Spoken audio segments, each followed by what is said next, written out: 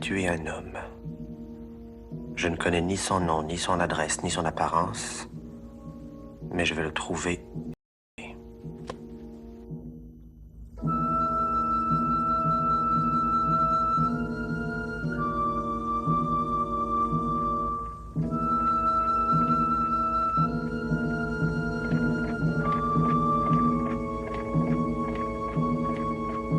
Vous étiez malade? Oui, en quelque sorte. Rien de grave, j'espère. Non. Pas comme vous l'entendez, du moins. Salut Julien, comment vas-tu? Salut, bonjour, bonsoir, mon cher Romain. Alors, c'est pas nous, c'est bonjour, mais vous qui nous écoutez, peut-être c'est bonsoir. Et on est prêt à faire rugir la bête aujourd'hui dans ce GOC. Ça risque d'être très psychologique comme épisode. Et pas très rigolo. On va être honnête, ça va pas être rigolo. Non, c'est rarement rigolo, hein, les GOC, hein, quand on y pense. C'est vrai. Faudra faire une comédie horrifique un jour, quand même, française. Voilà, une comédie Oui. de genre, entre guillemets, française. Ça va se trouver, ça se trouvera. On va trouver ça, histoire d'avoir un peu de joyeuseté si vous enchaînez toutes les émissions. Si jamais vous tombez sur la playlist, vous enchaînez les émissions. Et un petit moment, il y aura peut-être un moment où ça va ça va gagner en joyeuseté. Ce qui n'est pas encore gagné. J'ai pour l'instant. quelques idées, mais on garde ça en off, on va pas spoiler l'inspoilable. Mais comédie Donc, horrifique m'a fait penser à quelque chose. Dont un film de Josiane Malasco, voilà, mais ça, Ok. voilà, on en avait Je déjà vois. parlé. Tout à fait. On va mettre un peu de drôlerie dans cet univers très sombre. Mais aujourd'hui, voilà, on va être sur du très sombre puisqu'on va s'intéresser donc en ce début d'année 2026. Donc, effectivement, bonne année à tous ceux qui nous écoutent et longue vie à GOC en 2026. On va avoir plein de beaux épisodes, je pense, avec plein de choses très intéressantes, dont peut-être de l'humour. Et donc, pour le coup, aujourd'hui, on va s'intéresser à un truc un peu triste, très misanthrope, à savoir Que la bête meurt. Alors, qui est pour le coup, comme ça, on aura un peu balayé tout ce qu'il y a dans le générique, en tous les cas pour ceux et celles qui sont sur YouTube. On aura balayé, je pense, toutes les œuvres qui apparaissent dedans. Et donc, on va s'arrêter donc à Que la bête meurt, un film de 1969 de Claude Chabrol. Donc, c'est le premier Chabrol qu'on traite dans l'émission. Peut-être qu'il y en aura d'autres. Puis peut-être que ça vous a amené à parler d'autres films de Chabrol également. Donc, film intéressant quand même à poser 2-3 petits éléments. Peut-être qui permettent un peu de résumer un petit peu le contexte, si je puis dire, le casting et autres.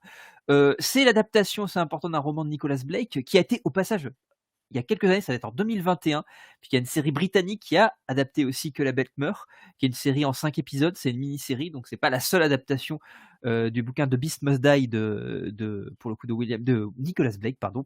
Qui est le père, Qui est le père de voilà. Daniel de Daniel Day-Lewis. Oui, c'est assez étonnant, mais j'ai découvert ça aussi en cherchant un petit peu, c'est hyper étonnant. 2-3 petites choses aussi, on retrouve au passage, on a un cadreur qui est intéressant, on a Claude Zidi au cadrage, étonnant incroyable. aussi. Voilà, Que le des papa de notre confrère Zoltan, s'il nous écoute. Voilà, Voilà. tout à fait. Donc c'est hyper intéressant en fait, quoi. Je m'étais pas plongé dedans en fait sur ces éléments un petit peu plus précis comme ça, et en y replongeant, je trouvais plein de choses assez amusantes. Donc on retrouve aussi pour le scénario, c'est important, pour l'adaptation, Paul Jegoff, qui au passage sera cité dans le film à un moment donné, notamment à la séquence à laquelle on s'intéressera. Donc c'est aussi intéressant, il y a des trucs presque méta, assez rigolos dans le truc, notamment même au passage qu'ils font sur le nouveau roman et le lien avec la nouvelle vague, il y a un truc assez rigolo. On reparlera, on reviendra sur la séquence en tant que telle. Et puis on a une distribution quand même hautement prestigieuse, puisqu'on retrouve Michel Duchossois dans le rôle donc de Charles Ténier et de Marc Andrieux pour le coup, puisque c'est son pseudonyme qu'il va utiliser donc pour toute la deuxième partie du film. Caroline Cellier dans le rôle d'Hélène, Jean-Yann, évidemment le mythologique Jean-Yann. Alors on parlera parce que je pense qu'on fera peut-être des rebonds aussi, puisque c'est la deuxième, si dans l'ordre, c'est la deuxième participation ou la deuxième contribution de Jean-Yann au cinéma de Claude Chabrol, puisqu'on le retrouvera donc l'année suivante pour le coup dans Le Boucher, et un petit peu plus tard pour une 4e fois. Je crois qu'ils ont collaboré que 4 fois ensemble. On retrouve aussi, et c'est un truc que j'ai redécouvert en revoyant le film, et je trouve ça assez marrant, Maurice Pialat qui interprète, alors pour le coup on est dans la deuxième partie du récit, le commissaire Constant, qu'on retrouve un petit peu plus tard. Et puis on retrouve au passage intéressant c'est Marc Di Napoli, pardon, et son petit frère, qui sont 2 acteurs italiens qui n'ont pas une grosse carrière, jeunes, mais qui vont jouer, et c'est plutôt intéressant aussi le lien, le fils donc de Paul, donc le personnage de Jean-Yann, et le fils de Marc-André, enfin pour le coup de Charles Ténier, donc interprété par Michel Duchossois aussi. 2 petites têtes blondes, hein, littéralement, ils se ressemblent beaucoup physiquement, c'est assez amusant aussi. Mais ça marche très bien pour tout le propos du film, c'est super intéressant aussi. Peut-être noter aussi au niveau de la musique, je le renote aussi parce que je pense que c'est intéressant puisqu'on a le compositeur classique qui collabora toute la carrière quasiment de Claude Chabrol, qui est Pierre Janssen, et je crois que c'est comme ça que ça se prononce. Et pour le coup, la musique est aussi vraiment remarquable dans le film. On y reviendra aussi certainement. Et pour pouvoir un petit peu poser la base de la narration, voilà, en quelques mots. euh, Même si finalement l'intrigue est prétexte sur pas mal de points, notamment sur l'enquête policière, puisqu'en fait, tout ça est résolu par le hasard, et on y reviendra aussi, qui est une thématique vraiment intéressante du film. Donc on suit le personnage donc de Charles Ténier, dont le fils, alors ça se passe donc au tout début, peut-être pour remettre dans l'ordre véritablement, on a un petit garçon qui est en train de pêcher au bord dans un petit port à l'entrée d'un village breton. Il ramène un petit peu ce qu'il a récupéré de sa pêche et il est percuté par une voiture et il est laissé pour mort puisque le chauffard fait un délit de fuite et laisse pour mort au plein centre de ce petit village le petit garçon. Et donc on va Ouais, récupérer par la suite. Oui, je t'en prie. et là, du coup, la chanson à la pêche au moule, au moule, au moule, je veux plus y aller, maman, aurait pris tout son sens. Je pense pas qu'ils soient allés pêcher des moules, mais le pauvre. Non, mais on reviendra sur cette introduction, mais dès l'apparition en flou qui se fait net sur le petit garçon au loin, ça en dit long. Mais du Bah, coup, après, oui. Ouais, et puis la scène du renversement est assez brutale aussi. complètement implacable. Enfin, elle est horrible. Et donc pour le coup, par la suite, on va suivre donc le père, qui est donc interprété par Michel Duchossois, donc Charles Ténier, qui est un écrivain qui écrit des bouquins pour enfants. Et qui explique, donc il tient un journal où il raconte effectivement, c'est véritablement en fait la mise en pratique de sa voix intérieure, de toute sa colère, de toute sa haine, et donc il n'a qu'un but dans la vie, dans ce qui lui reste, de ce qui reste de sa vie en tous les cas, c'est de trouver l'assassin de son fils et de le tuer. Et donc on va suivre un petit peu tout ce truc-là. Et pour pouvoir un petit peu, alors j'amorce juste, je vais essayer de pas en dire trop pour l'instant, parce qu'après on va rentrer dedans. Mais globalement, l'idée c'est qu'il va très très vite trouver le meurtrier de son fils, encore une fois par un concours de hasard. Il y a une vraie dimension tragique dans le récit, avec cette idée du destin, de quelque chose qui peut-être. C'est hyper intéressant, tout semble s'agencer parfaitement. Et donc il va vite être mis en contact avec l'assassin de son fils, donc qui est incarné par Jean-Yann, à savoir Paul Decour, qui est un garagiste, enfin, on va dire le patron d'un gros garage près de Quimper. Et pour le coup, il va se rapprocher de lui le plus possible. Alors il va rentrer dans la famille par le biais d'une comédienne qu'il va rencontrer, qui est la belle-sœur de Paul.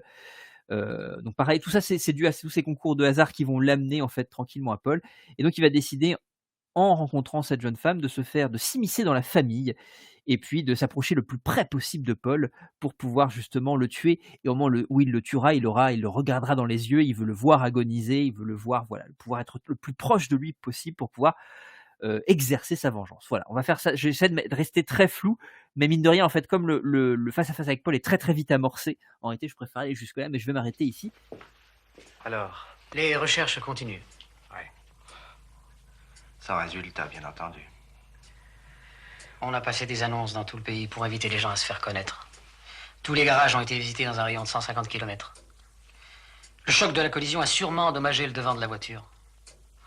Nous avons enquêté sur les réparations d'ailes, de pare-chocs et de radiateurs. Les distributeurs ont été interrogés. Mes hommes ont fait du porte-à-porte dans tout le pays. Rien. Ouais. On s'en serait douté. Ce n'est pas de notre faute. Autant chercher une aiguille de foin. Dans une meule de foin. Moi, si je voulais cacher une aiguille, je la mettrais pas dans une meule de foin. Je la perdrais dans une boîte d'aiguilles. Comment ça? Le meilleur moyen de camoufler un dégât minime, c'est d'en provoquer un autre. Qu'est-ce que je ferais pour cacher les suites d'un premier accident? J'en provoquerais un second un peu plus loin, je foncerais sur un mur, sur un arbre, n'importe quoi. La collision effacerait la première. Oui, il faut découvrir l'accident qui a eu lieu aux environs ce jour. Pensez bien qu'on s'en est occupé. L'idée n'est pas nouvelle. Oui. Bon, non, attendez, moi j'ai pensé à quelques petits trucs et je vous déballe tout comme ça. Hein. Bon. Premièrement, la voiture n'a pas été endommagée. C'est peu probable. Ou bien, le gars l'a mise dans un garage privé et dans ce cas-là, elle y est toujours. Ou encore, ce qui est le plus plausible, il a effectué la réparation lui-même. Bon, alors admettons cette dernière hypothèse. Est-ce que ça nous renseigne sur le meurtrier? Oui. S'il a effectué la réparation lui-même, c'est qu'il s'y connaît un peu. Ou du moins, il dispose des outils nécessaires parce qu'une aile, ça se redresse avec un marteau. Mais il a dû faire la réparation de nuit.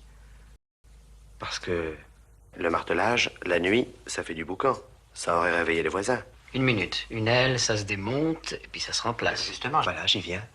S'il a remplacé lui-même une aile ou un phare, c'est un mécanicien expérimenté. Il doit travailler dans un garage. Ou c'est le propriétaire d'un garage lui-même qui peut disposer des pièces de son stock sans devoir d'explication à personne. Un peu hasardeuse, vos conclusions. Non, attendez. Mon fils traversait la rue de gauche à droite. Il a été projeté sur la gauche. C'est donc l'aile gauche qui a été endommagée. Il faut trouver une aile avant gauche. Et maintenant, Julien, je vais te laisser la parole pour pouvoir un petit peu connaître un petit peu dans la lignée de des conducteurs classiques, si je puis dire, de GOC. Savoir un petit peu déjà comment tu as pu découvrir le film, à quelle époque aussi, comment au fil de tes visionnages ça a évolué un petit peu dans ta démarche cinéphilique, si je puis dire ça comme ça. Voilà, quel est ton rapport finalement à l'œuvre Que la bête meurt, donc de Claude Chabrol de 1969? Alors j'ai dû le découvrir il y a, je sais pas, 4 ans à peu près, où j'ai décidé d'entrer dans le cinéma de Claude Chabrol. J'avais vu Le Boucher juste avant d'ailleurs. C'est marrant, j'ai fait ça dans le désordre, parce que techniquement, on m'avait conseillé Le Boucher, j'ai vu Le Boucher, j'ai dit, ah tiens, il y en a Que la bête meurt avec Jean-Yann aussi. Alors hop, on va s'enchaîner, ça, quelques mois d'intervalle. Mon premier visionnage était intense, mais le second, là, l'a été d'autant plus. C'est vrai que c'est un cinéma psychologique qui prend son temps, qui est beaucoup plus appréciable, entre guillemets, appréciable. C'est-à-dire que dans son cinéma, en tout cas, beaucoup plus fort au revisionnage, parce que dépouillé de toute intrigue, une fois que tu sais tout ce qui va se passer, tu peux t'attacher encore plus à la psychologie très dure des personnages, que ce soit des personnages coupables ou des personnages victimes, parce que c'est un film qui est rempli de coupables et de victimes en fait, hein. Et même dans une victime qui devient coupable, enfin il y a toute une construction là-dessus, et tu vois les détails de certains personnages que tu avais pas forcément pu percevoir la première fois. Par exemple, le fils de Jean-Yann, là au revisionnage, sa présence fait encore plus sens, je trouve. Tu te disais d'ailleurs le parallèle d'avoir pris des acteurs frères, en plus avec le côté innocent de leur chevelure blonde. Il y en a un qui va être l'ange déchu d'ailleurs, finalement quelque part. Alors, l'autre c'est le petit ange qui s'en va, quoi. Mais c'est intéressant ça. C'est-à-dire qu'on sent d'ailleurs qu'il y a une grande finesse de casting pour ce film. Même si c'était pas le premier choix, Jean-Yann. Hein. Il voulait Philippe Noiret, mais bon, je sais pas s'il y avait déjà eu Coup de torchon avant, il me semble. Hein. Je crois que c'est avant, oui. Coup de torchon est antérieur, et c'est peut-être pour ça que Chabrol voulait le tenter, parce que dans Coup de torchon, peut-être qu'un jour aussi on en parlera, parce que c'est entre guillemets un film à part, donc on peut le qualifier d'anglock. De toute façon, il y a beaucoup de choses qu'on peut mettre d'anglock. Hein. Voilà. Mais peut-être pour revenir sur Noiret, en plus, c'est vrai je pense qu'il a aussi été intéressé parce qu'il sortait de l'étau de Hitchcock aussi. Donc, il y a ce truc-là un peu Hitchcockien aussi qui fait, je pense, une filiation intéressante. C'est presque anti-Hitchcockien par moment là, parce que c'est vrai. Volontairement, on détourne tout ce qui est enquête policière dans le film, alors que dans le roman, il y a toute une partie où apparemment c'est l'enquête qui est traitée. Là, Chabrol, il a plus ou moins adapté avec Guégoff la première partie du livre pour se concentrer du coup sur vraiment la psyché totale. Et toi qui es prof de philo, en plus c'est le genre de film, en plus tu l'utilises en cours, t'en parleras peut-être sur certains points. C'est quelque chose qui nous met, nous, humains, face à l'inimaginable. Parce que on est là, on se dit, on serait tenté de juger, mais il faut pas juger dans le sens où tant que ça ne nous arrive pas, on sait pas comment on réagirait face à telle situation. Et c'est ça la violence d'un tel film, c'est comment réagirions-nous face à cela. Donc j'aime bien ce genre de film-là qui quand même te met face à toi-même. Hein. Et c'est vrai qu'on peut d'avoir ce point de vue très froid et cynique, mais pas forcément cynique. Hein. Le gars qui couche ses mémoires sur son carnet et qui nous raconte ça en voix off, qui m'avait dérangé un peu la première lecture, cette voix off et tout. J'étais là en mode oui, mais en le revisionnant, tu vois toute l'idée derrière. C'est-à-dire que ça permet encore plus d'essayer de comprendre le personnage de Michel Duchossois, et tu y arrives pas forcément d'ailleurs. Tu vois que c'est le désespoir en fait. Elle a cette quête de vengeance Mmh. obsessionnelle par désespoir. Sa seule raison de vivre serait de tuer. C'est ça qui est terrible hein, quand on y pense. Ouais. Parce qu'en plus, on l'a pas dit, mais il est veuf à la base. C'est-à-dire qu'il Oui, avait tout à déjà, fait. la mère n'était plus là, son fils meurt sous ses yeux de façon la plus horrible possible. Par le hasard aussi, hein, tu parlais du hasard et des coïncidences dans tous les sens du terme, et le suivre comme ça, dans un deuil impossible, tu sais de toute façon qu'il court à sa perte, quoi qu'il arrive. En agissant ainsi, il se déshumanise. Enfin, on assiste à la déshumanisation d'un homme qui a perdu tout espoir en l'humanité, quoi, plus ou moins. Et pourtant, il y a cette rencontre avec cette actrice, il y a une grosse ambiguïté, on y reviendra peut-être sur ce point-là. Ouais. C'est presque malaisant, hein, on peut le dire, la façon dont il utilise cette pauvre, la belle-sœur, qui est une des grandes victimes du film, hein, parce qu'elle a été Tout à aussi fait. auparavant victime de ce Paul, puisqu'elle était devenue, un peu malgré elle, la maîtresse. Elle trompait, en gros, le monsieur-là trompait sa propre sœur avec elle, quoi. Faut quand même se mettre dans ce délire. Hein, et puis bon, évidemment, après, le personnage de Jean-Yann, qu'on voit pas tant que ça dans le film en plus, mais ses apparitions, et notamment sa première apparition, elle est dantesque. Hein. Enfin, il y a la façon dont d'ailleurs il apparaît hors champ, hein, parce que ça on y reviendra plus tard sur la séquence en question. Ouais. Et il joue le salaud parfaitement. Et Jean-Yann, après, alors, le boucher sera beaucoup plus subtil, hein, je trouve, parce que Oui. c'est marrant, dans le personnage du boucher, t'as un mélange des deux personnages principaux masculins là, en fait. Tu vois ce que je veux dire, un peu, Oui, hein. tout à fait. Ouais. Et dans le boucher, c'est peut-être encore plus subtil sur l'horreur possible, parce que l'horreur la plus banale possible, en fait. C'est-à-dire que le mal peut se cacher dans le visage, dans la personne la plus innocente potentiellement possible. Et après, bon, il y a aussi Nous ne vieillirons pas ensemble, où il est détestable. Oui. Chez Maurice Pialat qu'il a rencontré là. Jean-Yann, je pense qu'après ces 3 rôles, il a dû se dire, ah ben, et après il a fait son cinéma, lui, surtout. Qui était pas mal aussi dans le côté corrosif.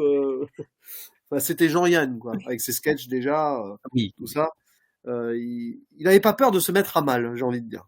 Voilà. Ah, Mais bon, il est vraiment monstrueux. Hein. C'est vrai, pour le coup, c'est un vrai film de monstre aussi. Il y a un truc comme ça c'est dans. la bête, voilà. Mais la bête est humaine, hein, voilà. Oui, La bête tout à humaine. fait. Mais oui, revisionnage très intense. D'ailleurs, là, je profite pour dire, si vous avez eu une première expérience, vous dire, ou pas plus que ça. Alors moi, ça va, j'avais aimé quand même, mais retentez-le, que la bête meurt, parce que c'est fou comme, une fois que tu sais tout ce qui va se passer, en fait, c'est encore plus fort. Je pense que c'est un film, limite, vous balancez tout, vous dites tout à quelqu'un qui l'a pas vu, il profitera encore plus. Bon, il faut pas le faire, parce qu'il y a des gens, spoiler, divulgacher, c'est pas forcément bien pour tout le monde. Mais là, bizarrement, en fait, en plus, il y a pas vraiment, enfin, il peut y avoir quelques surprises sur la fin, quand même. Mais de toute façon, tu sais que ça peut pas, entre guillemets, bien se terminer, vu comment ça commence. Comment tu veux que ça se termine bien? C'est pas possible. D'accord. Mais c'est Et toi, vrai que. Oui, c'est surpris, je laisse que moi non, j'ai. et toi, du coup, c'est combien de fois là que tu l'as vu? Ah bah, en fait, ça fait beaucoup de fois en fait, parce que moi, alors moi ouais. je dis quoi, il y a pas si longtemps que ça en fait. Fait que là, tu dis 4 ans, moi on doit être sur 7-8 ans peut-être grand max. Parce que quand je donnais un cours à la fac d'histoire du cinéma français, il fallait que je sélectionne selon les périodes en fait un film traité.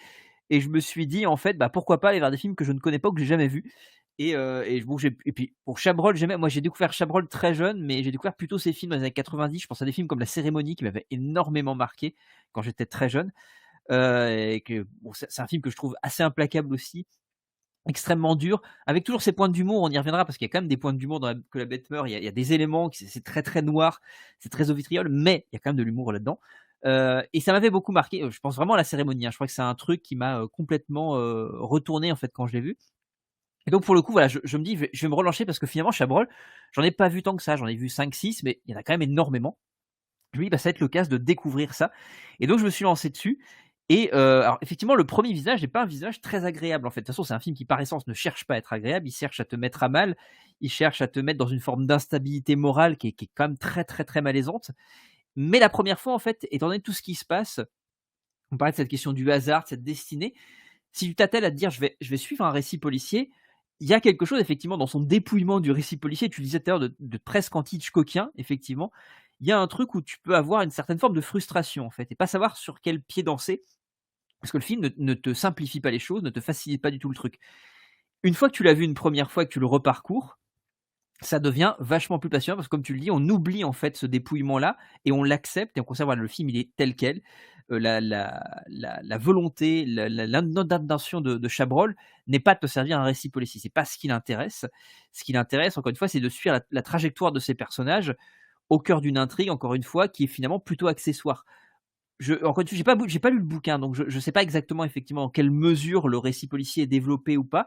Mais là, vraiment, alors, pour en avoir discuté avec quelques élèves à qui je l'ai montré, ils m'ont fait découvrir l'existence de cette mini-série britannique qui a été donc une autre adaptation et qui, pour le coup, selon ce qu'ils me racontaient, j'ai pas réussi à la trouver malheureusement encore, mais ça ne serait tardé, j'espère pouvoir le trouver. Il me disait que justement le récit policier, l'intrigue policière, l'enquête était beaucoup plus travaillée aussi là-dedans. Encore une fois, on voit à quel point c'est pas ce qui intéresse Chabrol. Ce qui intéresse, c'est ce concept de bête, et c'est ça qui est intéressant. Moi, c'est que j'aime bien, c'est l'ambivalence de cette bestialité qui, effectivement, de prime abord, dès qu'on croise pour la première fois Paul, est du côté de Paul, évidemment. Mais il y a une vraie ambivalence, alors notamment dans le traitement que Marc fait subir, si je puis dire, à Hélène. L'ambivalence du concept de bête, il est quand même très, très, très. Il y a une porosité entre ces deux personnages. Je trouve que c'est vachement intéressant ce que tu dis sur le lien qu'on peut faire avec le boucher, où effectivement le personnage de Popol dans le boucher, et je trouve qu'il y a quand même une proximité, et c'est presque le même personnage dans une certaine mesure. Il y a un truc assez curieux, et il y a ce truc-là où il le travaille de manière un peu différente. Alors, Paul, là, est un jouisseur. C'est une bête qui embrasse son statut de bête, qui embrasse sa monstruosité, et qui ne carbure qu'avec son pulsionnel et qui n'avance qu'avec ça. Dans le boucher, c'est un peu différent. Je trouve ça intéressant parce que dans le boucher, il y a quelque chose quand même de peut-être un peu plus. Il y a une petite note, il y a une petite lueur d'espoir quand même dans le boucher. Dans la mesure où je trouve que le personnage de Popol, quand même, mine de rien, à la fin, atteint une forme de rédemption. Par l'amour en tous les cas. Alors c'est tragique, actuellement, puisque je sais pas si on peut spoiler. Bon, je me permets de spoiler quand même parce que je trouve qu'il y a un lien intéressant à faire avec le boucher. Mais à la fin, pour le coup, le personnage de Popol, alors c'est un peu ambigu parce qu'il y a la lumière s'éteint, on ne sait pas vraiment tout ce qui se passe, mais il y a quand même cette idée qu'il se laisse mourir d'une certaine façon. Soit lui-même se donne la mort, soit il y a un geste qui est commis qui fait que, en tous les cas, il retourne à un moment donné où le couteau se retourne vers lui. Et donc il y a ce truc-là où il accepte sa mort et qu'à travers cette mort, il va pas tuer justement cette jeune femme de laquelle il tombe amoureux. Et donc il y a quelque chose là où je trouve que finalement ce monstre-là n'accepte pas vraiment ce truc-là, va à l'encontre de la pulsion et n'en jouit pas totalement. On sent qu'il en souffre. Le personnage de Paul ici, c'est compliqué d'y voir la souffrance. C'est pour ça qu'il y a quelque chose de vraiment monstrueux où il accepte sa nature, si on peut dire ça comme ça, sans que ça le déresponsabilise, hein, parce que c'est l'incarnation du salaud, hein, vraiment. Mais c'est un jouisseur dès qu'il veut quelque chose, dès qu'il veut obtenir quelque chose, il le prend. Point. Ce qui est un peu moins le cas, encore une fois, dans le personnage de Popol, où justement, certes, il va commettre des meurtres, c'est un tueur en série, mais n'empêche que il a quand même conscience que ce qu'il fait, il a une forme de conscience morale. Il y a quelque chose, en tous les cas, à un moment donné, qui va le freiner dans ce qu'il fait. Alors là, c'est l'amour, pour le coup, c'est cette rencontre avec cette jeune femme qui va soudainement, en fait, le bloquer, le heurter dans ses desseins meurtriers. Et voilà, je trouve qu'il y a deux facettes là intéressantes. Mais comme tu dis, ce mix entre les deux persos de Que la bête meurt dans le personnage de Popol dans le boucher est intéressant parce qu'il y a à la fois ce calme froid, cette tristesse, cette mélancolie, et en même temps, effectivement, cette énorme brutalité, cette violence quand même intrinsèque à sa condition humaine. C'est super intéressant. Donc voilà, juste pour terminer là-dessus et te laisser la parole, mon cher Julien. Je le découvre pour le coup en donnant le cours avec. On a travaillé donc sur la séquence, je fais travailler la séquence dont on parlera tout à l'heure, que je trouve vraiment intéressante parce que c'est une séquence pivot, qui est l'arrivée de cette bête. Et pour le coup, voilà, je l'ai vu 3-4 fois depuis, et je trouve que c'est un film pour le coup effectivement qui gagne à chaque visionnage. Il y a un truc où, comme tu te débarrasses de cette question de l'intrigue, plus tu avances, plus tu t'en débarrasses, plus elle paraît accessoire, parce que tu le vois une fois, deux fois, au bout de 2 fois, tu vas quand même t'intéresser notamment à la fin, où il y a quand même quelque chose qui est de l'ordre il y a quelque chose d'une mécanique d'enquête, dans une certaine mesure, ou d'intrigue policière, un petit peu, il y a un petit rebond à la fin, mais globalement, plus tu le vois, plus tu oublies ça, et plus tu vas te focus sur la mécanique, et je veux dire l'orientation psychologique des personnages, qui est complètement fascinante en fait, et qui fait que cette intrigue qui fait que de plus en plus, je trouve que le film a une intrigue prétexte pour pouvoir travailler encore une fois ces trajectoires-là, ce récit de vengeance, ce récit sur notre rapport à la mort, notre rapport à notre condition, etc. C'est absolument passionnant. Vraiment, avec le recul maintenant, je pense que j'ai vu beaucoup plus de Chabrol le temps avançant. Je pense que c'est certainement un C'est certainement mon Chabrol préféré. Si on a, j'aime pas trop faire ce type de classement au sein d'une filmo, mais je trouve qu'il y a quelque chose qui à la fois témoigne de la substantifique moelle du cinéma de Chabrol, parce qu'il y a toute cette critique aussi de l'hypocrisie bourgeoise, etc. Dans cette petite bourgeoisie quimpéroise, il y a un truc hyper intéressant, cette manière d'aller autopsier des autopsies de diverses régions. C'est le Périgord, par exemple, dans le Boucher. Donc on va aller voyager d'un truc à un autre, et il y a ce truc-là, en fait, où je trouve que, à travers notamment la séquence dont on parlera tout à l'heure, je trouve qu'il y a une justesse qui est justement conférée par la mise en scène que je trouve qu'on ne retrouvera peut-être jamais après. Il y a une sorte de point culminant, je trouve. Ça veut pas dire que ce qui est après, et moi je trouve génial, la cérémonie, c'est un film que je trouve génial, même dans son autopsie de la bourgeoisie, de la petite bourgeoisie, mais là il y a un truc, je trouve, où il touche déjà quelque chose du doigt d'extrêmement... je sais pas, il y a quelque chose de l'indicible en fait dans ce qu'il arrive à toucher. Il y a un truc qui est difficile d'en parler en réalité, mais il touche un truc qui est vraiment très très profond en fait, qui d'abord parle d'une classe sociale, et de par cette classe sociale, on va toucher, on va aller creuser la nature humaine de manière hyper pertinente et juste. Oui, puis là, on a un personnage, c'est vrai que c'est osé d'avoir un personnage salaud, 100% salaud, quoi, parce que le personnage de Jean-Yann, et il n'y a aucune explication de comment il l'est devenu. Alors, il y en aurait éventuellement vaguement une qui pourrait être par héritage, parce que sa mère est tout aussi déglinguée que, voilà. On a l'impression que c'est par lien du sang, peut-être, on ne sait pas. Mais oui, c'est, alors que dans le Boucher, justement, il y a cette dualité-là qui fait que, c'est ça que dans le Boucher, t'as l'impression qu'il a fusionné les deux personnages masculins principaux de Que la bête meurt, indirectement. Voilà. Puis le Boucher, il y a la guerre. On donne quand même une raison qui a un traumatisme de guerre qui est pas du tout présent ici, effectivement. C'est vrai, mais pour développer peut-être une idée de romance et tout. Alors que là, la romance du film, elle est particulière quand même. Il faudra qu'on revienne sur ce point-là.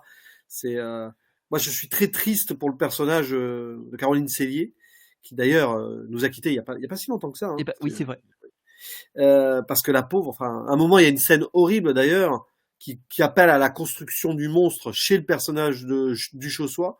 C'est l'histoire de l'ours en peluche là, où elle va prendre l'ours en peluche qui a appartenu au fils, et là il la frappe, parce qu'elle a juste récupéré l'objet sacré du deuil impossible d'ailleurs. Et après il s'excuse vite, mais tu vois déjà qu'il bascule, et dans l'idée qu'il l'utilise pour se rapprocher donc de Paul. Il a déjà basculé, mais il bascule aussi dans la violence. Et elle se laisse faire, la pauvre. Et ça, c'est d'une tristesse. Ça prouve qu'elle a peut-être été aussi indirectement fragilisée par sa relation avec la bête avant, potentiellement aussi. C'est un personnage triste, du coup. Alors, certaines diraient que c'est un personnage mal écrit pour un personnage féminin, mais à mon avis, c'est un personnage écorché aussi par le préalable. C'est pour montrer qu'elle a déjà été dans les griffes de la bête. Puis la première apparition de ce personnage-là, c'est en tant que passager et témoin numéro 1 du fils qui est renversé au début, parce qu'elle y est. Et le premier mot de Paul qu'on entend, qu'on voit pas encore, mais qu'on entend, c'est « ta gueule ». Voilà. Ouais. Appelle le petit renversé, il s'arrête pas, il accélère même et il dit « ta gueule ». Il a aucune émotion, aucun remords particulier, si ce n'est sa propre survie derrière. La violence de la bête, elle est déjà là en fait, parce que n'importe qui aurait renversé un gamin comme ça, même s'il avait fait délit de fuite, dans la panique et tout, aurait eu un moment d'hésitation, d'émotion, quoi. Mais lui, non. Pas du tout. Et donc, elle prend toute l'émotion pour deux, en fait, donc, à ce moment-là. Il y a aussi peut-être un trauma derrière, qui fait que derrière, le hasard la remet face aussi indirectement à la responsabilité de son témoignage, parce qu'elle aurait très bien pu dénoncer Paul, en fait, mais elle l'a pas fait. Enfin, voilà. Oui, tout à fait. Ça, voilà. Mais il y a un truc d'emprise en fait qui est super bien traité en fait, même dans la séquence du repas dont on parlait tout à l'heure, on sent sa surpuissance dans cette famille où personne n'ose rien dire. On sous-entend, voilà, il y a quand même un petit microcosme autour de lui. Il y a la sœur d'Hélène, donc pour le coup qui est avec lui. Il y a Hélène, il y a son alors je crois que c'est son collègue en tous les cas au garage qui a aussi sa compagne. Et tout ce microcosme-là autour, on a très bien compris, le film le dit assez vite en fait, qu'il a finalement abusé de toutes les femmes qu'il y a autour de lui. Il y a cette manière de Chabrol que je trouve vraiment intéressante, où alors j'y ai pensé parce qu'on étudie Wiseman avec les terminales actuellement. Il y a cette manière de travailler sur le découpage des corps en fait. Les corps féminins, il les découpe à plein de moments en fait, pour montrer justement les mains baladeuses du personnage de Paul. En fait, on va sur des morceaux du corps qui sont caressés par Paul à plein de moments. C'est le cas notamment avec la domestique dans la séquence dont on parlera tout à l'heure, C'est le cas au tout début dans la voiture aussi où il caresse comment Hélène pour le coup. C'est le cas notamment qu'ils font une pêche tous ensemble en famille et qu'il est avec la compagne de son collègue aussi. Et d'ailleurs, Hélène le dit aussi, elle le dit très clairement pour le coup à Marc qui se pose la question quand il voit justement qu'il est en train d'abuser de la compagne de son collègue. Mais Marc lui dit finalement, Hélène lui dit pardon, que tout le monde finalement sait en fait, tout le monde est au courant de ça, mais personne ne dit rien en fait. C'est le mec abuse et on accepte qu'il abuse d'absolument tout le monde et c'est terrifiant et des femmes en particulier autour de lui, mais de son fils aussi, puisqu'il y a plein de séquences hyper dures aussi avec son fils où il le frappe sans aucune raison. Marc va le retenir à plusieurs reprises et c'est là où il va devenir ce sorte de père de substitution et à l'inverse pour le coup le personnage de Philippe va devenir le fils de substitution de Marc et il y a une relation aussi très très trouble, très curieuse en fait qui joue entre eux. C'est tout en fait le côté bestial et finalement assez terrifiant du personnage de Marc qui se métamorphose au cours du film. Il est terrifiant dans les relations qu'il entretient avec Hélène certes, mais aussi avec Philippe en fait.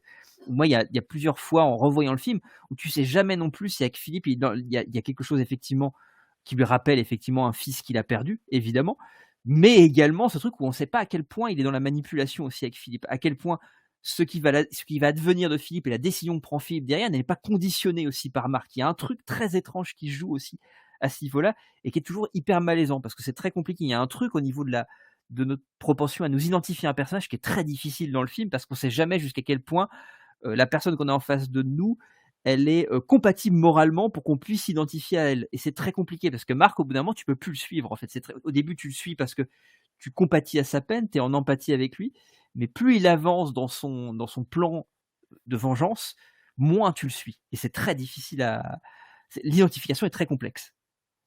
Ouais, c'est pas tant que ça une vengeance habituelle qu'on voit au cinéma. Enfin, c'est beaucoup plus subtil. Je crois que c'est partie du premier point que tu veux qu'on aborde en priorité. Est-ce que c'est vraiment un récit de vengeance habituel ou est-ce que Chabrol n'essaye pas de nous mener, de perdre le spectateur? Il tourne le spectateur en bourrique, je pense.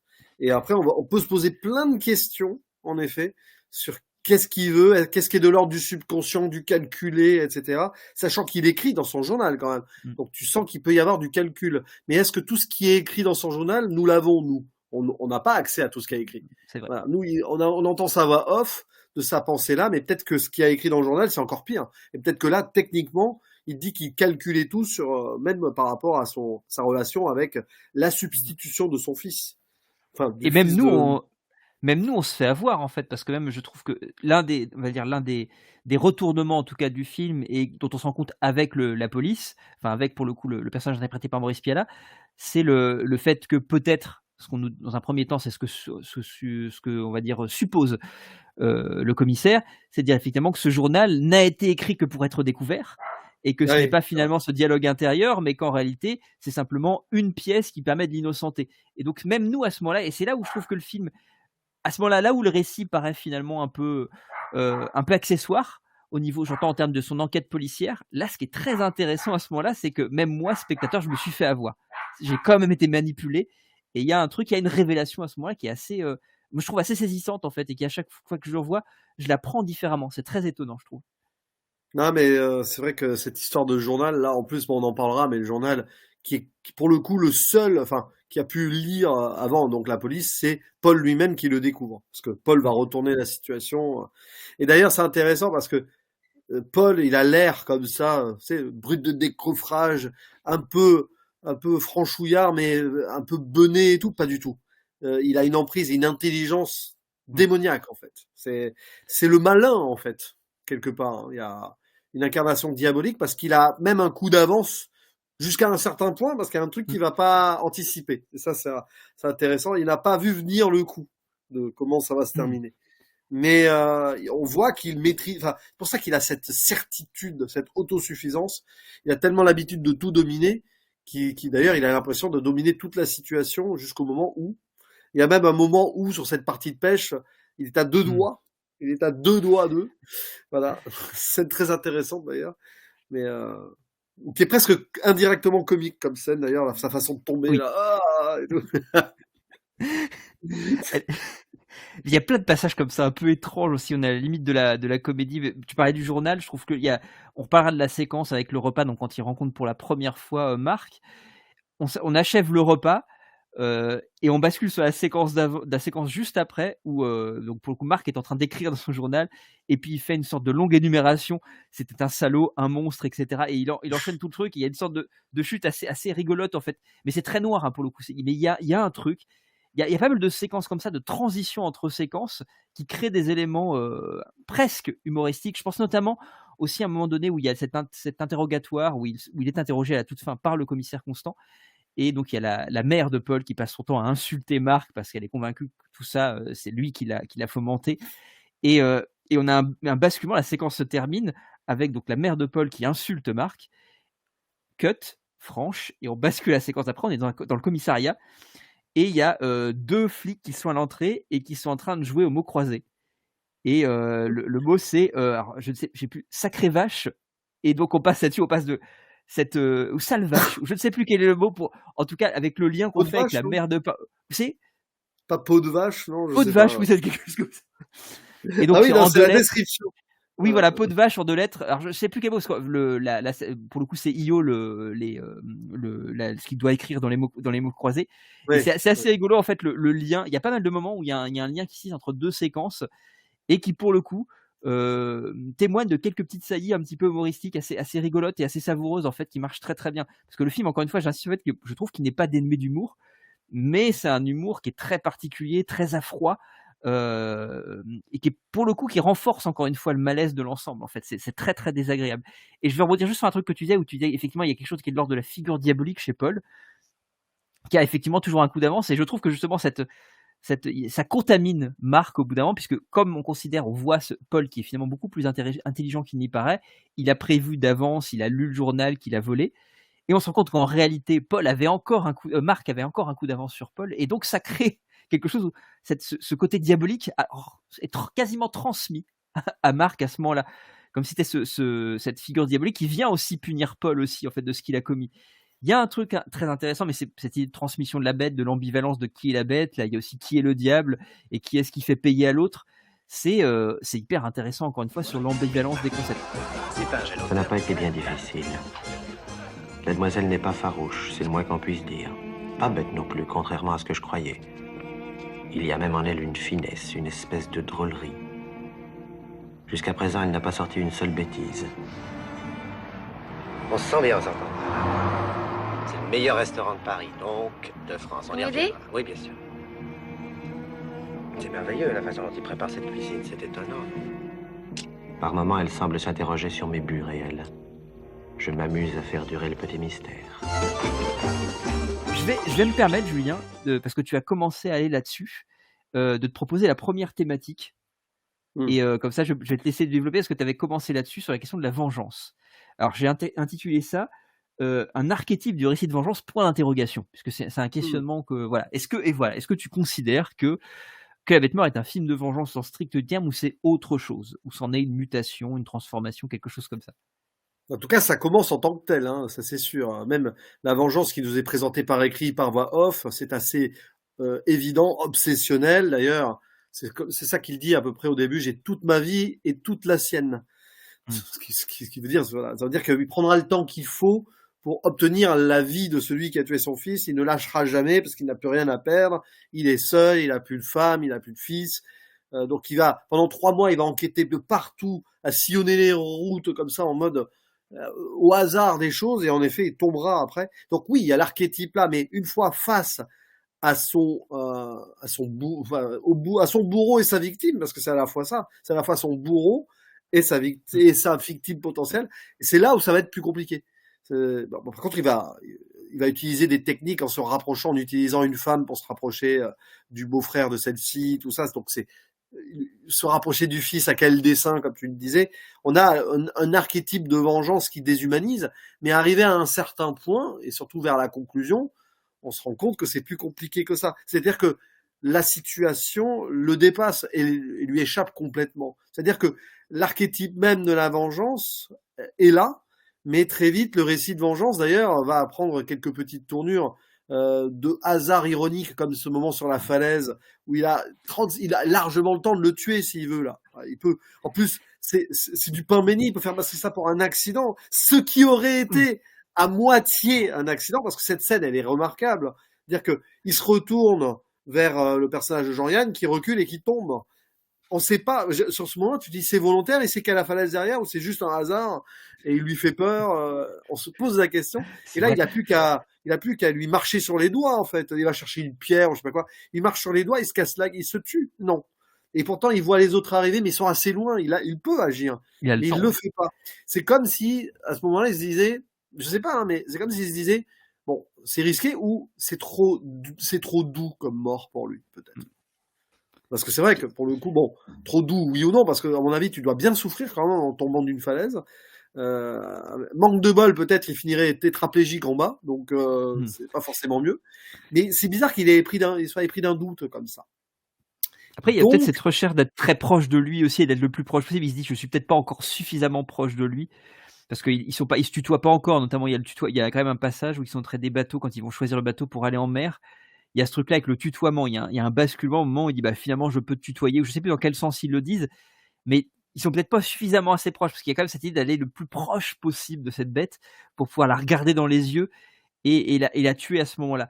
Là, il y a effectivement, et puis il y a peut-être cette idée qu'il n'est pas l'artisan véritablement de cette mort, il a besoin de donner la mort à proprement parler. Peut-être que c'est ça, moi c'est comme ça que je l'ai interprété hier soir en le revoyant, c'est-à-dire qu'il n'est pas l'artisan, il n'en est pas suffisamment proche pour être l'artisan de la mort de Paul. Mais peut-être que il fait très très vite ami avec Paul, et il y a juste un moment où en fait il peut pas, c'est quand Paul s'en prend à son fils, et là il s'interpose, et là il peut pas parce que ça lui rappelle trop, enfin il voit l'idée, il fait le parallèle. Donc moi j'ai tendance d'ailleurs à croire qu'il se rapproche quand même du fils vraiment par sentiment, malgré tout, tu vois, il veut même remplacer le père en se disant une fois que j'aurai tué son père, je pourrais être un père de substitution. Il y a cette histoire en plus extraordinaire, c'est lui fait réviser littérature, histoire, je sais pas quoi, notamment l'Odyssée d'Homère. Hein. Voilà. Et d'ailleurs, ça se termine sur, il part en bateau, tel Ulysse. Hein. Moi, il y a une réflexion là-dessus. Il y a aussi cette réflexion de l'absence du père, là, quelque part aussi. Mais c'est plutôt l'absence d'un fils. Mais il se rend compte que pour Philippe, c'est déjà l'absence d'un père. C'est-à-dire que lui, il a plus de fils, mais Philippe n'a pas de père. Enfin, pas dans le sens aimant du terme, quoi. Donc c'est intéressant ce rapprochement aussi. Ce qui lui peut pas forcément douter de sa vengeance, parce qu'au contraire, ça peut même mettre du carburant dans sa vengeance, mais qu'il doit faire très attention, encore plus attention, parce qu'il n'a peut-être plus, c'est pas qu'il n'a, à ce moment-là, il a peut-être quelque chose à perdre. Ce lien qu'il pourrait avoir avec un nouveau fils de substitution. C'est intéressant, ça. Et peut-être quand même qu'il a des sentiments aussi pour le personnage d'Hélène. Peut-être. Oui. Un peu, mais c'est compliqué quand même. C'est compliqué. Et tu parlais de la séquence où il lui donne un cours, pour le coup, c'est intéressant parce qu'il dit justement la plupart des gens préfèrent l'Odyssée et lui, il préfère l'Iliade. Et il y a un truc qui est vachement intéressant parce qu'il lui explique, et c'est peut-être que ça aussi, ça pourrait faire un peu écho avec ce que tu disais sur la mort sur la falaise, où il explique que dans l'Iliade, ce qui est intéressant, c'est que chacune des morts, Homère les a travaillées pour qu'elles soient extrêmement fortes et uniques. Et dans le réel, quoi. Dans le réel, il dit même. D'ailleurs, son fils est mort d'une terrible réalité, quand même, renversé par une voiture concrètement.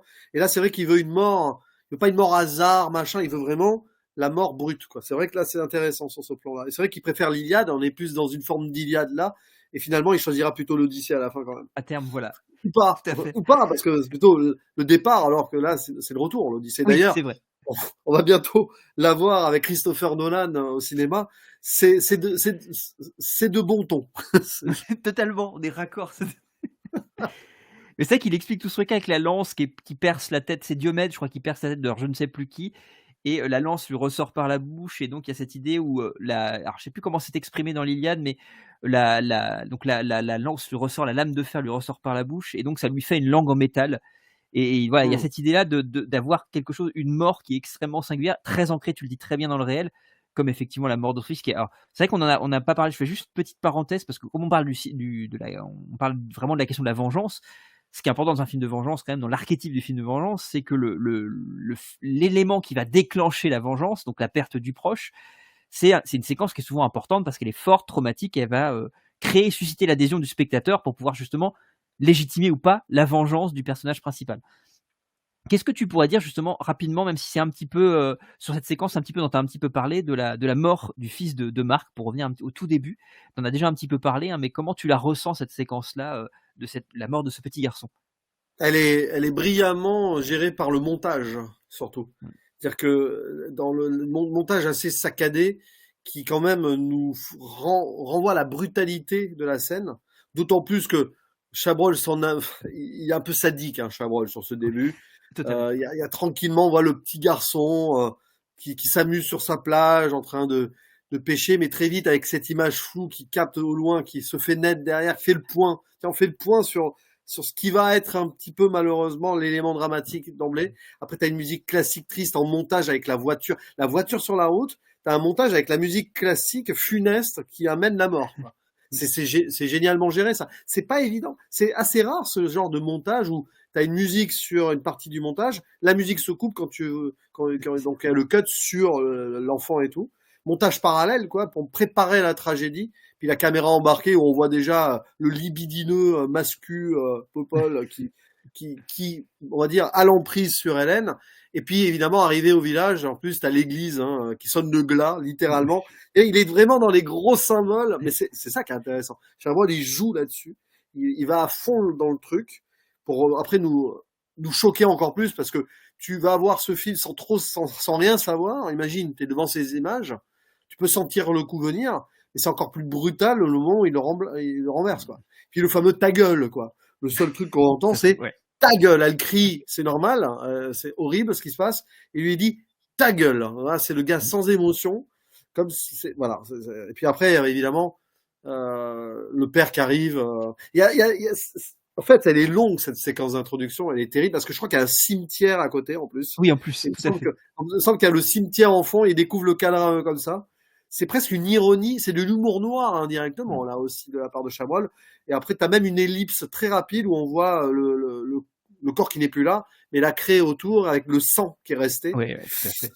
Voilà, c'est une scène d'introduction qui est assez exceptionnelle sur ce plan-là, qui joue sur beaucoup de codes, en surlignant certaines choses, mais en saccadant quelque chose aussi qu'on voit rarement en termes de montage en tout cas. C'est du cinéma, c'est du pur cinéma. Là, voilà. C'est un metteur en scène, comme Chabrol aussi, évidemment. Et je pense que tu dis qu'il y a un truc anti-Hitchcockien. Moi, je trouve que c'est finalement presque la séquence la plus Hitchcockienne du film, avec cette idée de suspense. Parce que là, pour le coup, il y a un suspense. Il y a quelque chose d'inéluctable qui va advenir. Donc la tension, elle est présente. Il y a, tu l'as très bien dit, ce montage alterné hyper étrange, où littéralement la voiture, elle est prise comme étant un personnage à part entière. C'est-à-dire que la bête qui fonce, c'est la voiture. Il y a carrément une sorte de plan subjectif de la voiture. Oui, qui est super étonnant en fait, et où Paul est la voiture et la voiture est Paul. Et tu sais quoi, moi, j'ai un doute sur les bruitages. Le vrombissement de la voiture, je me demande si c'est pas une bouche qui fait. J'ai eu un doute. Si c'est le truc, qui renforce l'idée d'eux. Je me demande si c'est le bruit naturel de la voiture, parce que peut-être qu'ils avaient pas mis le son embarqué, c'est possible, parce que c'est compliqué à l'époque. Et du coup, le technicien s'est dit bon, attends, on va enregistrer une voiture. Il dit non, Chabrol qui débarque et il dit attendez. C'est Chabrol lui-même, peut-être, j'imagine trop Chabrol lui-même faire. Mais vous réécouterez chez vous. Oui, en plus, je crois que cette scène d'introduction est sur YouTube et tout. Si vous... Oui, et c'est vrai. mieux, le film est sur Arte jusqu'en juillet. Oui, c'est très bien que tu le signales, effectivement. Vous pouvez le voir, et je me demande si c'est pas un bruitage à la bouche. C'est comme dans La Cité de la Peur. Pour les besoins de budget, la scène suivante sera intégralement bruité à la bouche. Mais je me pose cette question vraiment au premier degré, par contre. Voilà, après, moi, je trouve de toute façon, même, alors, je vais réécouter parce que ça attise ma curiosité. Mais je trouve que de toute façon, le bruit de la voiture a quelque chose de très animal en fait. Il y a un truc vraiment, on a cette idée-là. Et ce qui est d'autant plus intéressant, c'est que dans la séquence dont on parlera tout à l'heure, quand donc Paul n'est pas là au tout début, et en fait, ce qui va amorcer l'arrivée de Paul, ce qui va annoncer l'arrivée de Paul, c'est le bruit de la voiture en fait. Et il y a un truc où il y a quand même cette idée de la voiture qui est un objet qui avance toujours, qui ne s'arrête pas, qui fonce, et qui est pour le coup un objet qui est sur une route et qui avance en ligne droite. Paul, c'est une voiture qui fonce à 100 à l'heure, qui ne s'arrête pas et qui ne recule pas et qui va vers vers quoi elle doit aller en fait. Il y a un truc comme ça où c'est pas anodin qu'il est garagiste lui-même. Alors ça joue sur l'intrigue parce que c'est ce qui va permettre de pouvoir retrouver Paul plus aisément, évidemment. Mais je trouve qu'il y a une manière de faire identité entre le personnage de Paul et sa voiture et d'en faire une sorte de bête en fait qui est hyper intéressante. Tu vois, je pense à tu parles de la bête humaine, t'as cité la bête humaine tout à l'heure de Zola. L'idée de faire de la locomotive. Il y a la fin qui bascule quasiment dans le fantastique où la locomotive est littéralement une bête.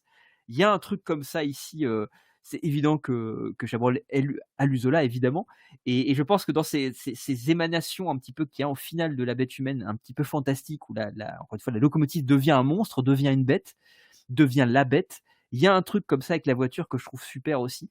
Et pour terminer sur ce que tu disais aussi, je trouve effectivement il y a un truc sur cette mort qui est implacable de l'enfant, en fait. C'est-à-dire que c'est un choc traité de manière brutale. Il y a quelque chose vraiment dans cette manière de poser là où on est sur le fait divers, on est sur une évocation d'un fait divers. Et sur la banalité de l'horreur, la banalité d'un quotidien qui est tragique. Tu vois, on pourrait prendre le temps. Le film prend même pas le temps, tu vois, par exemple, de faire un plan sur l'enfant qui peut-être est en train d'aspirer. On va se dire, peut-être qu'il va survivre, j'en sais rien. Non. Bim, il se prend la voiture, c'est terminé. Le père arrive, il s'effondre. Les flics sont déjà là et embarquent. On est face au cimetière, c'est terminé.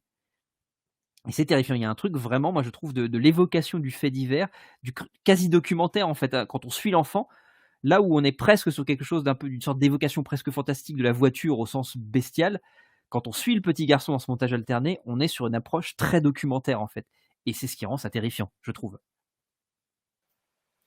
Ouais, c'est pour ça que sur cette scène d'introduction là, tous les éléments du drame absolu sont entre nos mains et on veut comprendre. Enfin, après, on voit et on comprend que le père soit dévasté 3 mois après. Il est errant d'ailleurs en voiture, hein, il fait son enquête aussi en voiture finalement. Ouais. Et en fait, Chabrol veut qu'on soit en empathie avec cet homme qui en plus a l'air de s'exprimer de façon très posée à l'écrit et tout. Mais bon, et là, Chabrol il est là, il dit bon, vous spectateurs, est-ce que vous feriez comme lui? C'est compliqué. Après tout, bon, il veut tuer, il veut faire arrêter cet homme. S'il le fait arrêter, enfin, il veut arrêter il veut en faire en sorte que cet homme ne soit plus en état de nuire. Il l'aurait fait arrêter. Il aurait peut-être 5-10 ans de prison, peut-être, quoi qu'avec le délit de fuite, je sais pas, parce que là, pour le coup, oui. difficile voilà. Mais ça aurait pas été suffisant. Mais qu'est-ce que vous auriez espéré, vous, à sa place? Après, voilà, c'est quelque chose c'est une question très humaine, hein. Comment, est-ce que vous seriez, on va dire, satisfait d'amener ce personnage devant la justice? Visiblement, pour le personnage du père de famille, non. Et là, Chabrol, il questionne à une époque où il y avait encore la peine de mort et tout, hein. Il faut se remettre dans c'est vrai. C'est une autre époque aussi. Mais après, évidemment, il va le trouver, mais il va pas le trouver directement.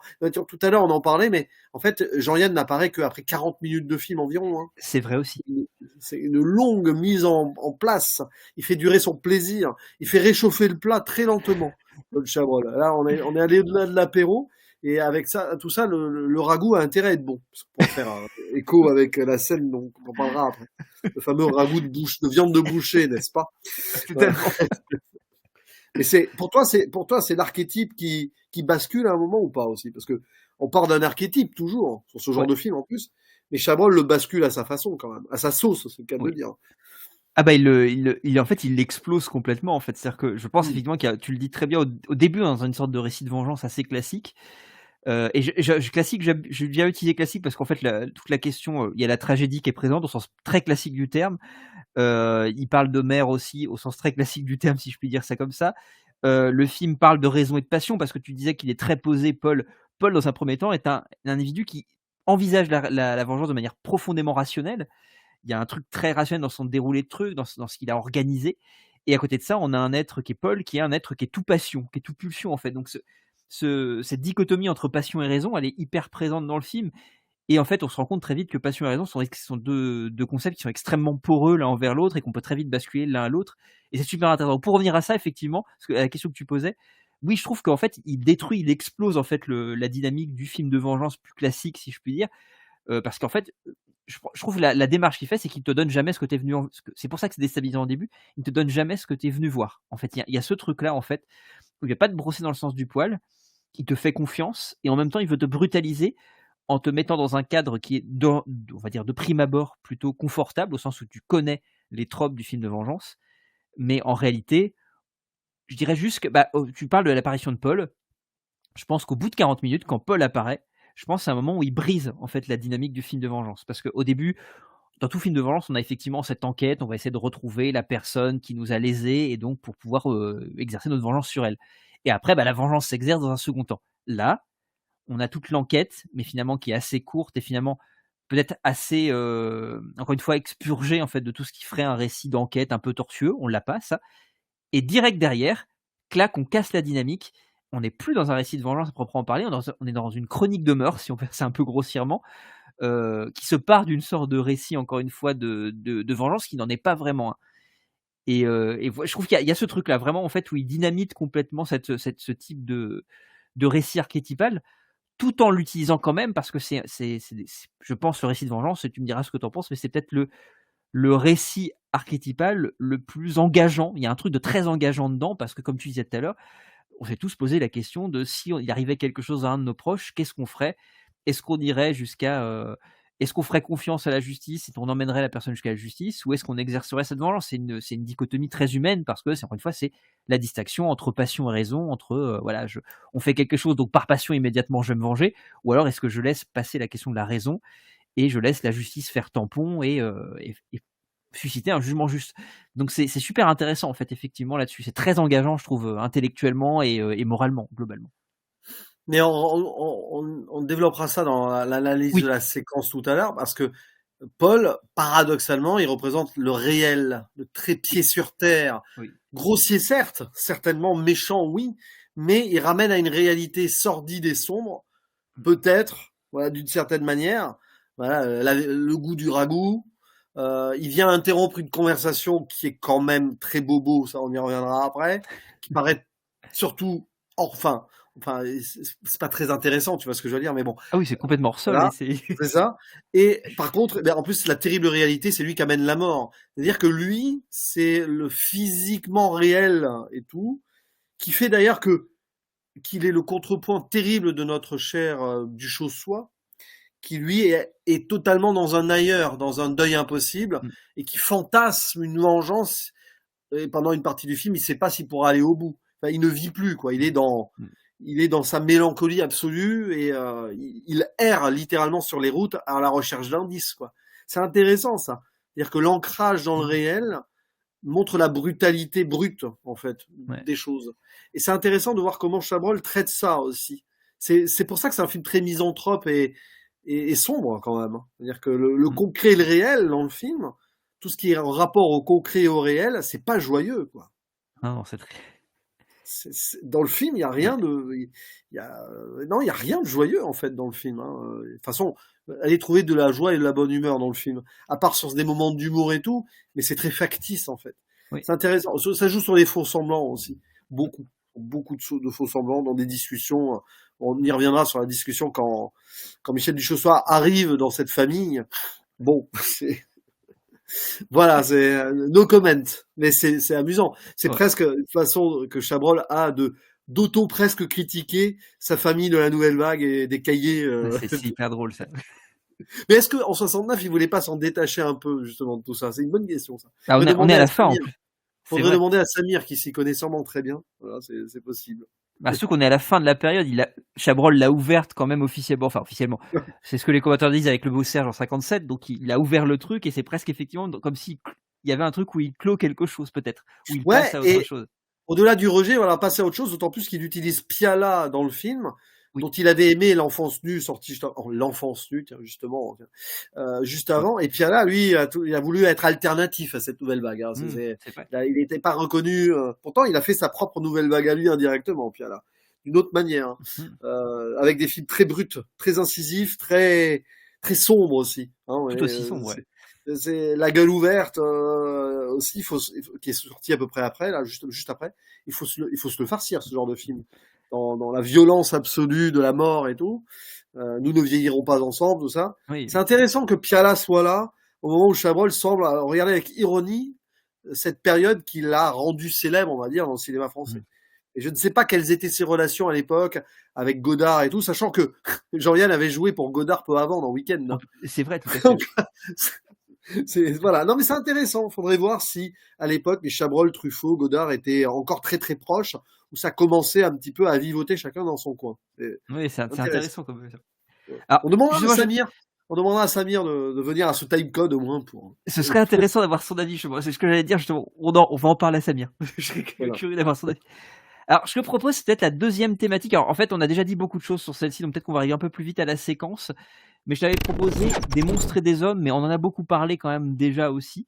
Mais est-ce qu'il y a des choses, voilà, est-ce que ce concept, cet intitulé-là, t'inspire quelque chose? Peut-être que ce sera un peu plus rapide, hein, parce qu'on a déjà parlé de questions de monstruosité, de bestialité, etc. Mais est-ce que ça t'inspire quelque chose? Là, en fait, là, c'est assez limpide sur le papier. C'est un peu, c'est comme quand on va des fois, enfin, sur ces vieilles, je sais pas, tu te souviens, t'étais jeune comme moi, ça se fait moins maintenant, mais sur ces vieux passages à niveau où il y avait marqué un train peut en cacher un autre. Bah là, ça m'a toujours fasciné, ça, étant enfant. Là, c'est vraiment un monstre peut en cacher un autre. C'est-à-dire qu'il y a le monstre brut de décoffrage, tueur du début, violent, grossier, il y a rien pour lui.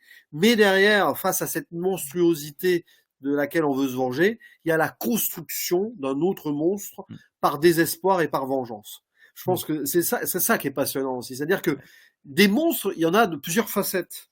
Il y a le monstre bestial dont on ignore toutes les origines, donc ici, Jean-Yann, et ce sont des monstres humains, hein, attention, hein, parce que les vrais monstres dans le sens hors humanité ou créature, on les aime bien, nous, comme un peu comme Guillermo del Toro. C'est souvent d'ailleurs des victimes qu'autre chose. Voilà.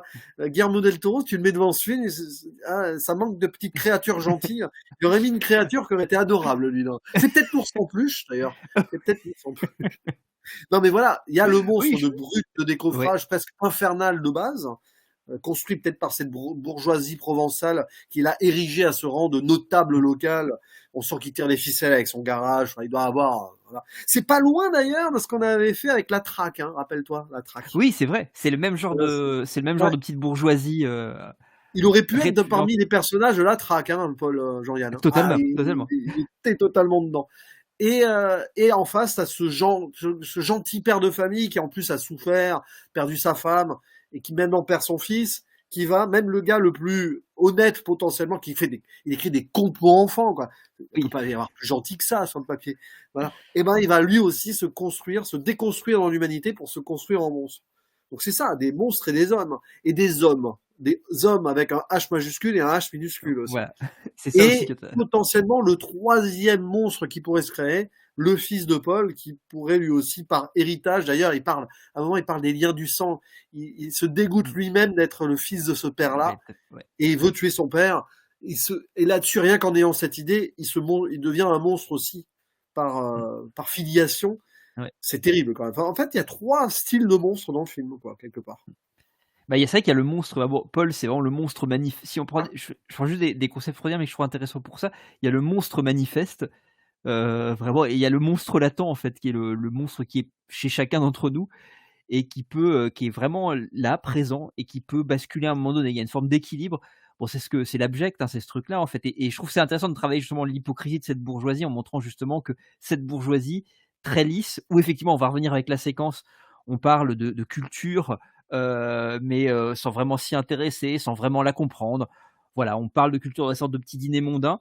Et derrière ça, en réalité, il y a quelque chose qui se cache, il y a quelque chose qui est qui palpite. Encore une fois, Paul, lui, l'assume pleinement et l'embrasse, cette abjection qui est au cœur de son truc, mais qui est un petit peu cachée, effectivement, sous ce vernis du notable. Cette hypocrisie de la bourgeoisie, parce que ça aussi, c'est vilipender aussi l'hypocrisie bourgeoise, et surtout de la petite bourgeoisie encore plus. Hein. Il y a ce truc-là de ces mecs-là, parce que c'est un mec qui... Moi, j'ai cru le recomprendre en le voyant, que c'est un mec qui vient pas forcément du milieu tellement, mais qui a grandi, qui a gravi les échelons grâce à ce petit truc dans son village.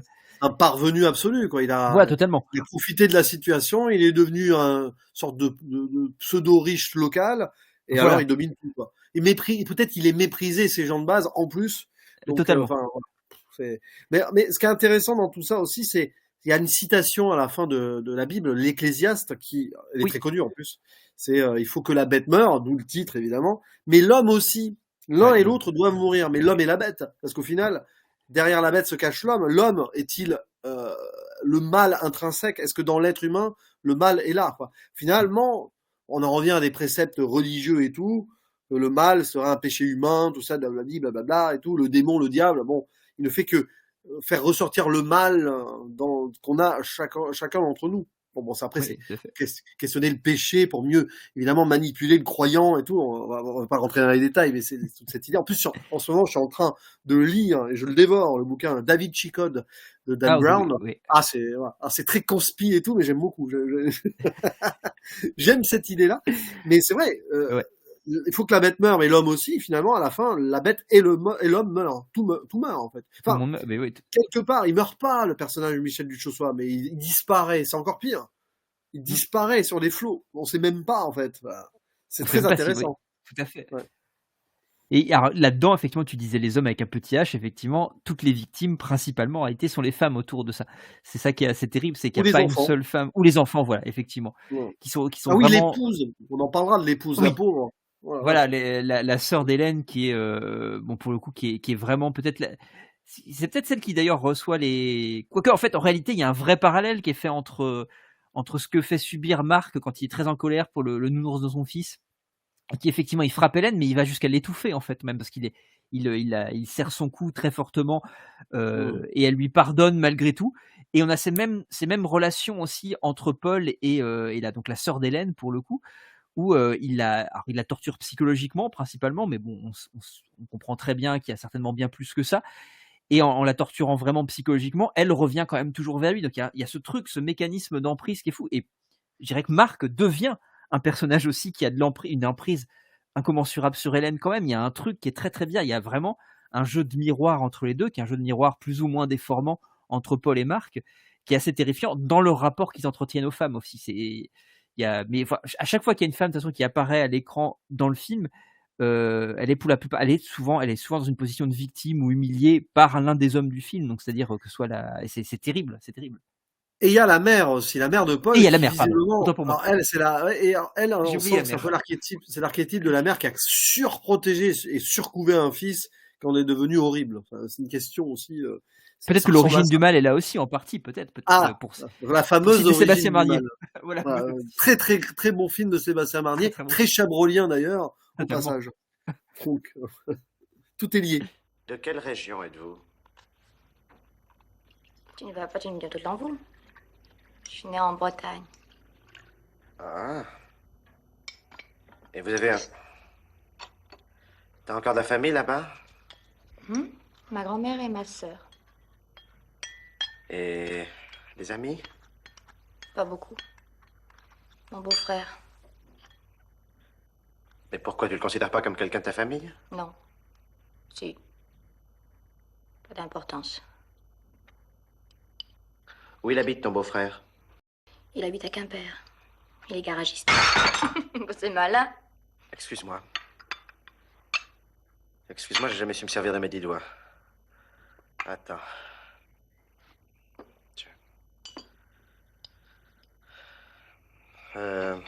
De quoi on parlait là? Qu'est-ce que... Oui, il était garagiste, Qui? Ah, ton beau-frère. oui. Il est plein aux as. C'est le plus grand garage de la région. Ah, Ah. comment il s'appelle?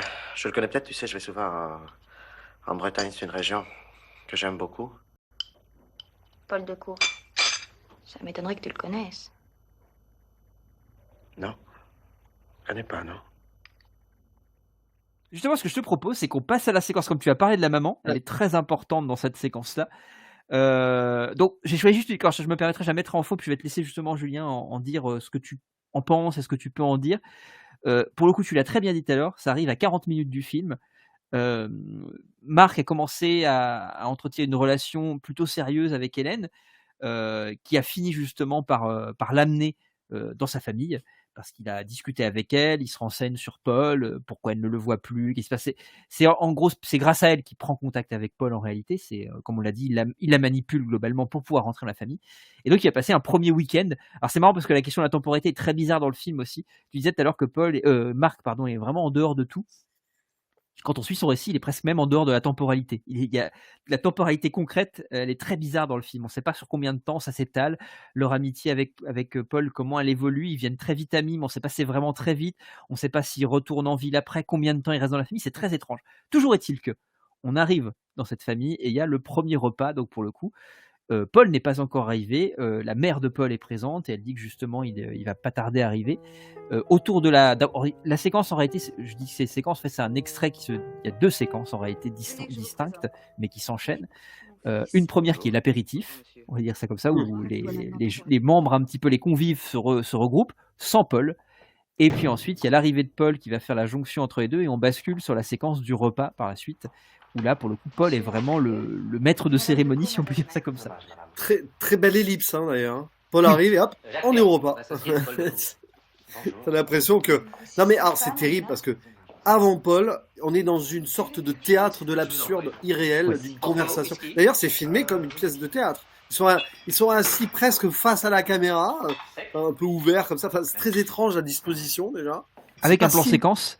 C'est un plan ouais, séquence. Et puis c'est pas si naturel que ça la disposition. T'as l'impression qu'il les expose comme sur une scène de théâtre.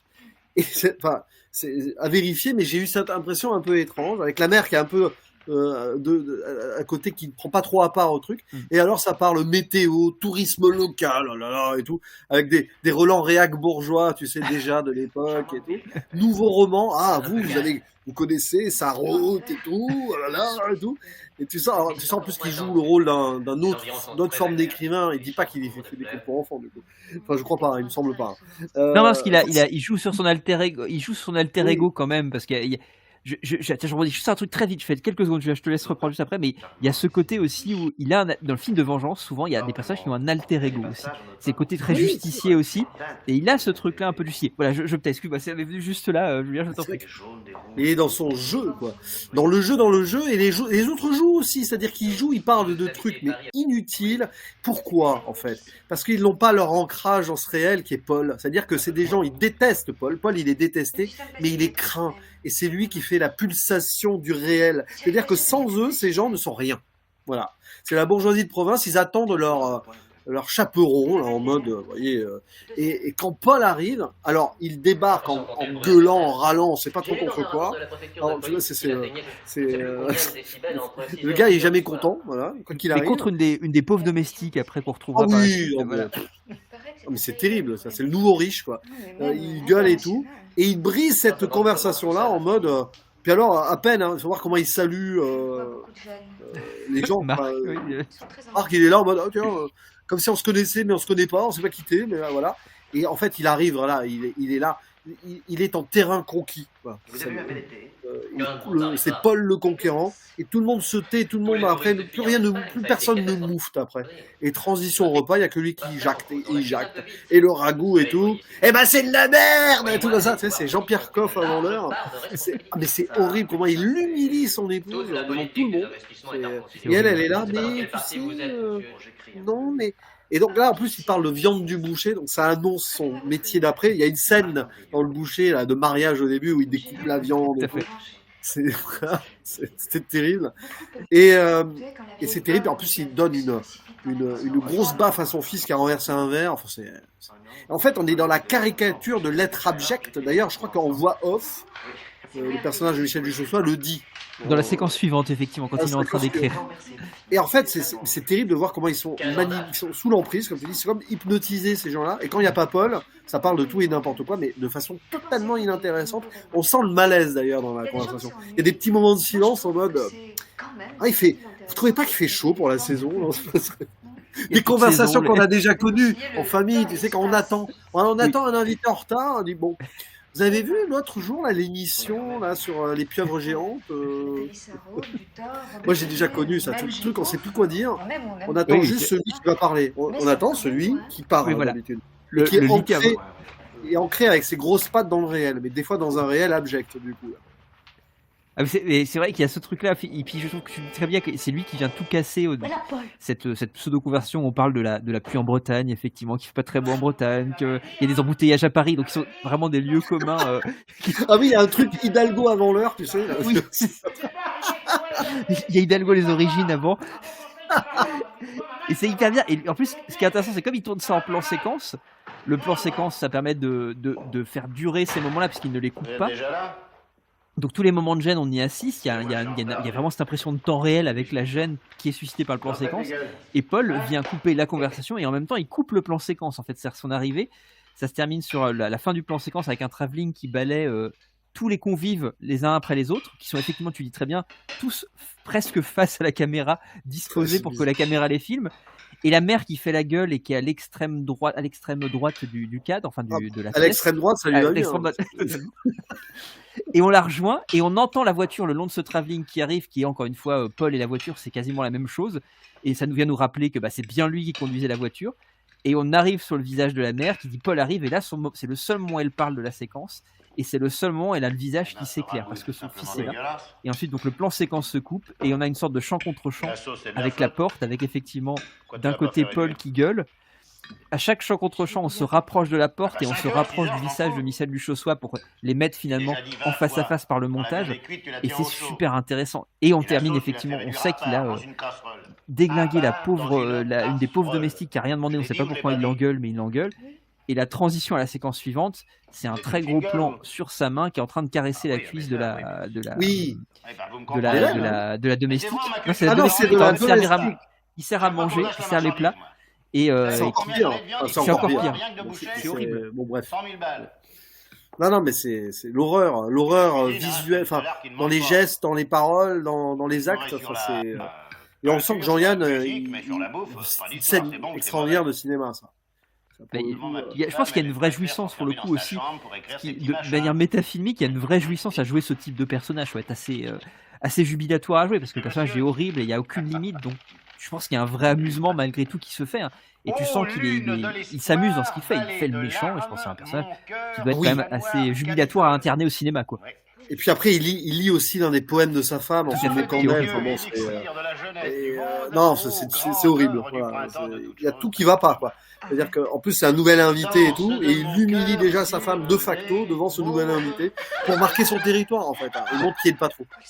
Et les seuls qui sont dans l'espace sonore à ce moment-là, c'est lui, effectivement, qui lit, et sa mère qui rit très fortement de l'autre côté de la table. Parce qu'ils sont chacun l'un bout de l'autre de la table, donc ils en serrent en plus tous les convives autour. Même la scénographie du truc est assez dingue, en fait. Il y a un truc où tu sens que tout est pensé. Et il y a un truc aussi, moi je retrouve très souvent chez Chabrol que j'aime bien, c'est le rapport effectivement à la nourriture, parce qu'il y a quand même toujours un moment donné où on parle d'une recette du terroir. Tu le disais dans le boucher, on en parle à plusieurs reprises, notamment au tout début, à la séquence de mariage, etc. Là, il nous explique comment bien faire un ragoût, quand même, il y a ce fait de le mettre bien dans une casserole, le laisser... Mais il avait qu'à le faire lui-même, connard. C'est bon, ce que j'étais en train de me dire. T'as qu'à te sortir les doigts du... et puis tu le fais le ragoût. Ouais, mais moi je bosse, j'ai pas le temps, allez, c'est à vous les fans de faire. Non, mais grosso modo, c'est ça. C'est totalement ça. On n'y fait rien. Elle est quand même défendue par Marc qui dit globalement, il comprend très bien qu'elle délaisse ses fourneaux pour écrire, étant donné la qualité de ce qu'elle écrit. Il y a ce moment-là, en fait, où il y a quand même des choses assez. C'est curieux parce que cette phrase-là, cette réplique-là de Michel Duchossois, moi je m'interroge, en fait, il y a quand même cette idée où il a de l'empathie pour cette famille quand même. Il y a ces petits moments-là où tu dis que. Il les prend quand même en empathie. Il y a la vengeance, il y a ce truc qui s'est fixé, mais il y a ces à côté quand même où, malgré tout, il est touché par ce qui est en train de se passer pour toutes ces victimes qui sont autour. Mais il demeure un bourreau pour la plupart de ceux qu'il est, puisqu'il est quand même le bourreau d'Hélène dans une certaine mesure. Il est dans une certaine mesure déjà le bourreau de Philippe aussi, parce qu'il va quand même l'amener quand même sur cette voie-là. Parce que globalement, Philippe, au passage, il l'explique à la fin, si tu parles de la scène de la chute de la falaise, Philippe ne serait pas passé à l'acte s'il lui dit très bien si vous ne le faites pas, je le ferai en fait. Et d'où la culpabilité certainement aussi qui est présente chez Marc à la fin, effectivement. Oui, parce qu'à un moment il doute, finalement il préfère quand même innocenter Philippe parce qu'il veut pas que ça. Mais bon, de toute façon, quoi qu'il arrive, Philippe est devenu un monstre, il a tué son père, quoi qu'il arrive, de toute façon. Lui donner une réhabilitation, une rédemption en lui évitant la prison peut-être, mais c'est pour ça qu'il s'en va, il s'évanouit, il s'efface à la fin, parce que de toute façon, le mal est fait. Et le mal, malheureusement, est transmis. Qui nous dit que Philippe, indirectement, plus tard, ne va pas encore plus devenir un monstre par rapport... Et se défouler sur les autres.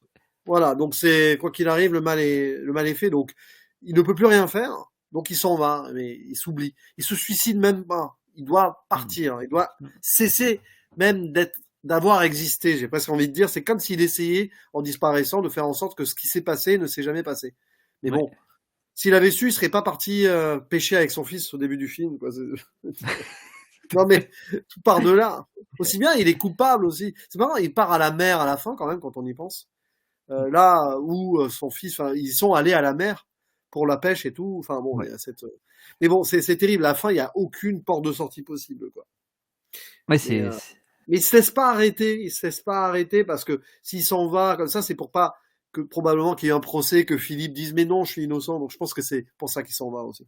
c'est pour laisser la possibilité effectivement à Philippe de ne pas se. Il vient de se sacrifier pour lui, il veut pas que Philippe en retour essaie de se sacrifier pour lui non plus. Il y a un C'est truc ça. où c'est inextricable. S'ils restent tous les deux au même endroit, ils ne peuvent pas. Ils s'en sortiront pas. C'est le serpent qui se mord la queue. Là, Et du coup, effectivement, en quand même, partant, il coupe. dans l'histoire, il perd son potentiel fils de substitution et lui, il perd peut-être un père qui aurait pu être un bon père. C'est-à-dire qu'il n'y a même pas d'espoir pour l'un ou l'autre, quoi. Ouais. Voilà. Et au Finalement, passage, s'il était tombé de la falaise de lui-même, peut-être que ça aurait été possible totalement. comme issue. C'est ça qui est terrible, en fait. Même le hasard n'a pas voulu que. Tout à fait. Parce qu'en plus, même, c'est vrai qu'au moment où il y a la falaise, Marc va chercher une grosse pierre parce qu'il est prêt à lui jeter dessus. On le voit partir et puis il relâche la pierre. Non, non, je fais pas. Ouais, je sais pas. Se dit, c'est trop facile. Et puis au passage, c'est vrai qu'on l'a pas précisé, mais Philippe tue son père en l'empoisonnant parce qu'il a des choses, parce qu'il a des problèmes Médicaments. de digestifs, voilà, des médicaments pour ses problèmes digestifs. Et il met de la morora qui est quand même globalement ce qui permet de tuer les nuisibles en fait, et donc tuer les bêtes en fait. Il y a aussi ce truc là en Oui, fait où il le tue comme une bête aussi, il l'achève comme une bête. Là où effectivement la mort peut-être qu'il aurait eu avec Marc aurait été peut-être plus douce parce qu'il se serait noyé parce qu'il ne sait pas nager, parce qu'il y a ces deux éléments là qui créent une oui, il y a forme ça. de tension entre guillemets où on a deux éléments qui pourraient tuer Paul. Il y en a un qui est très vite mis en avant, qui est le médicament qu'il boit. Et donc on se pose la question si ça va servir à un moment donné. C'est presque un fusil de Chekhov qui servira à terme. Enfin, c'est un fusil de Chekhov hein, pour le coup. Et il y a effectivement cette idée du fait qu'il ne sait pas nager, qui est un élément aussi important. Mais il y a cette idée de doute, comment est-ce qu'il va mourir? Est-ce qu'il va mourir par l'eau ou est-ce qu'il va mourir justement par ce médicament potentiellement empoisonné? Donc c'est intéressant Et parce qu'il y a une tension à ce moment-là là-dessus. c'est intéressant parce que il y a une idée de voilà, cette partie de pêche en pleine mer où il a l'idée d'en finir comme ça.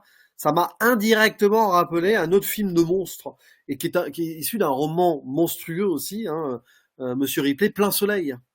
Ah bah oui, mais totalement. Oui, oui. Alors, il y a eu la version américaine que moi j'avais découverte, Talentueux Mr. Ripley avec Matt Damon, mais il y a eu cette version avec Alain Delon avant. Et qui était scénariste du film? Paul Guégoff. Ah, Ah, donc ils ont dû se dire, tiens, peut-être, je ne sais pas. Voilà. Non, mais c'est vrai. il y a beaucoup Après, trop de c'était liens peut-être pas prémédité. Dans Plein Soleil, c'était pas si prémédité que ça s'est passé là et tout, mais voilà. Mais C'est il y a plein de liens à établir. C'est hyper étonnant. Oui. Mais là aussi, hein, Mr. Ripley, c'est là, psychologiquement et philosophiquement parlant, c'est un Bien personnage très intéressant. Que ce soit dans les adaptations filmiques et évidemment dans les bouquins. Ah mais tout à fait. Le film avec Matt Damon est un film très intéressant. Hein. Moi, c'est un Ah film oui, que j'aime oui, bien. oui. Il est super intéressant. Alors, je sais pas si tu avais des choses que tu voulais rajouter, mon cher Julien, avant que nous Non, mais passions au. voyez-le. Oui. Voilà, j'ai envie de dire, voyez-le, il est sur Arte, profitez-en. Vous avez jusqu'en juillet pour voir d'autres Chabrol. Il doit y avoir le Boucher aussi. Il y a Oui, il y les a le Boucher. Biches, j'ai vu. Voilà, il y a de cette période-là, je crois pas qu'il y ait des films genre La Cérémonie et tout. Enfin bon, en tout cas, voyez du Chabrol, profitez-en, hein, c'est gratuit. C'est vrai, c'est gratuit. Totalement. Mais je mettrai le lien en description. Bon, et bien sûr, au bout d'un moment, il sera peut-être passé juillet, mais n'hésitez pas effectivement jusqu'en juillet 2026, donc à vous précipiter sur la chaîne d'Arte pour redécouvrir. Mais voyez aussi le Boucher dans la foulée, parce que je trouve pour le coup, effectivement, encore une fois, les deux, je trouve qu'ils se répondent énormément. En fait, c'est des films qui. Et moi, je pense que c'est pas anodin. Je pense qu'il y a quand même cette idée de filiation en donnant le même prénom quand même au personnage de Jean-Yann. Oui. Dans les deux cas, deux monstres, mais deux monstres avec quelques petites nuances qui font que c'est pas totalement les mêmes monstres et que c'est une manière de traiter diverses facettes de la monstruosité humaine qui sont quand même vachement intéressantes. À vérifier si c'est pas le même prénom que dans certains sketchs de Jean-Yann aussi, à vérifier, mais. Peut-être, oui, c'est vrai. Ce serait pas hasardeux non plus. Un être abominable. Et une caricature de l'homme parfaitement mauvais tel qu'on n'espère pas le rencontrer dans la réalité. J'avais eu peur de tomber sur un type sympathique. Maintenant, ma joie de le supprimer sera double. Vous vouliez visiter mon garage hier soir, ça colle toujours? Oui, avec plaisir. Ce que vous écrivez là, un bouquin? Oui. C'est un boulot qui m'aurait plu, écrire des bouquins, ouais. C'est vrai, c'est Non, pas foulant, non. et puis si ça marche, on gagne du pognon. Bah quoi? Excuse-moi, non. Vous voulez pas que je la lise? Non, j'aime pas, parce que tant que ce sont des notes, que c'est pas encore bien... J'aime pas le montrer aux gens, parce que... Pourquoi, c'est cochon? Non, pas du tout, non, c'est une question de, je sais pas... Qu'est-ce que ça raconte? Montrer quand c'est fini, c'est l'histoire d'un type qui en cherche un autre. C'est un policier? Ouais, en quelque sorte, oui. Je croyais que vous écriviez que des trucs pour les enfants. Ben oui, c'est... Oui, c'est l'histoire d'un enfant. Bon, en tout cas, vous le bichonnez, hein. Vous avez peur qu'on vous le pique, vous l'enfermez comme ça tout le temps. Non, excusez-moi, m'en voyez pas, c'est une question de... Je sais pas, j'aime pas quoi, je pense quoi. Mais je peux vous prêter la clé de mon coffre si vous avez peur qu'on vous le barbote. Non, quand même pas. Ah ben, je sais que c'est les choses précieuses, faut les planquer, mes actions, moi je les cache. On peut même creuser un trou dans le jardin et mettre une dalle dessus si c'est tellement important pour le de gosse. Ce que je te propose d'ailleurs, mon cher Julien, c'est de partir peut-être sur une recommandation qui pourrait être des sketchs de Jean-Yann. Je rebondis là-dessus. Mais Allez, est-ce que tu non. vois... Permis de conduire, les routiers, ou je sais pas quoi, là, voilà. voilà, tout à fait. Avec des voitures Des encore. voitures. Le prolongement masculin par excellence, Mais évidemment. totalement, en plus il y a ça, mais c'est vrai qu'on l'a pas dit, mais tout à fait. Ah bah, c'est patriarcat absolu derrière aussi, hein, évidemment. Quelques recos, c'est ça? Oui, si tu avais une petite recommandation en lien Oh, avec... Alors, oui, c'est pas tricher, mais c'est parce que toi et moi, on a un amour pour ce film qui est sorti Oui. en salle là, et qui est encore dispo en salle et qui a besoin d'être défendu parce que malheureusement, il fait un mini flop et c'est immérité. Et on est dans la thématique de l'humanité et du monstre aussi, hein, quelque part. C'est 28 ans plus tard, deuxième partie, donc le Temple des Morts, avec notamment Ralph Fiennes, un grand acteur qui fait la bête pour le coup. Enfin, Ouais. il fait croire que, mais c'est intéressant parce que il y a une référence à la bête là-dedans, hein, évidemment. Cette histoire donc post survival. Là, on est dans un monde apocalyptique depuis 28 ans, d'où le titre. Hein. Vous connaissez cette saga entre guillemets, mais à l'époque c'était qu'un film lancé par Danny Boyle. Donc c'est un film qui marche aussi sur l'humanité qui en fait est devenue plus monstrueuse que les infectés qui ne sont plus humains sont dans cette survie, parce que c'est pas des zombies, hein, c'est plus des infectés et tout, mais les humains qui survivent sont complètement ravagés par des croyances absolues, des faux prophètes, etc.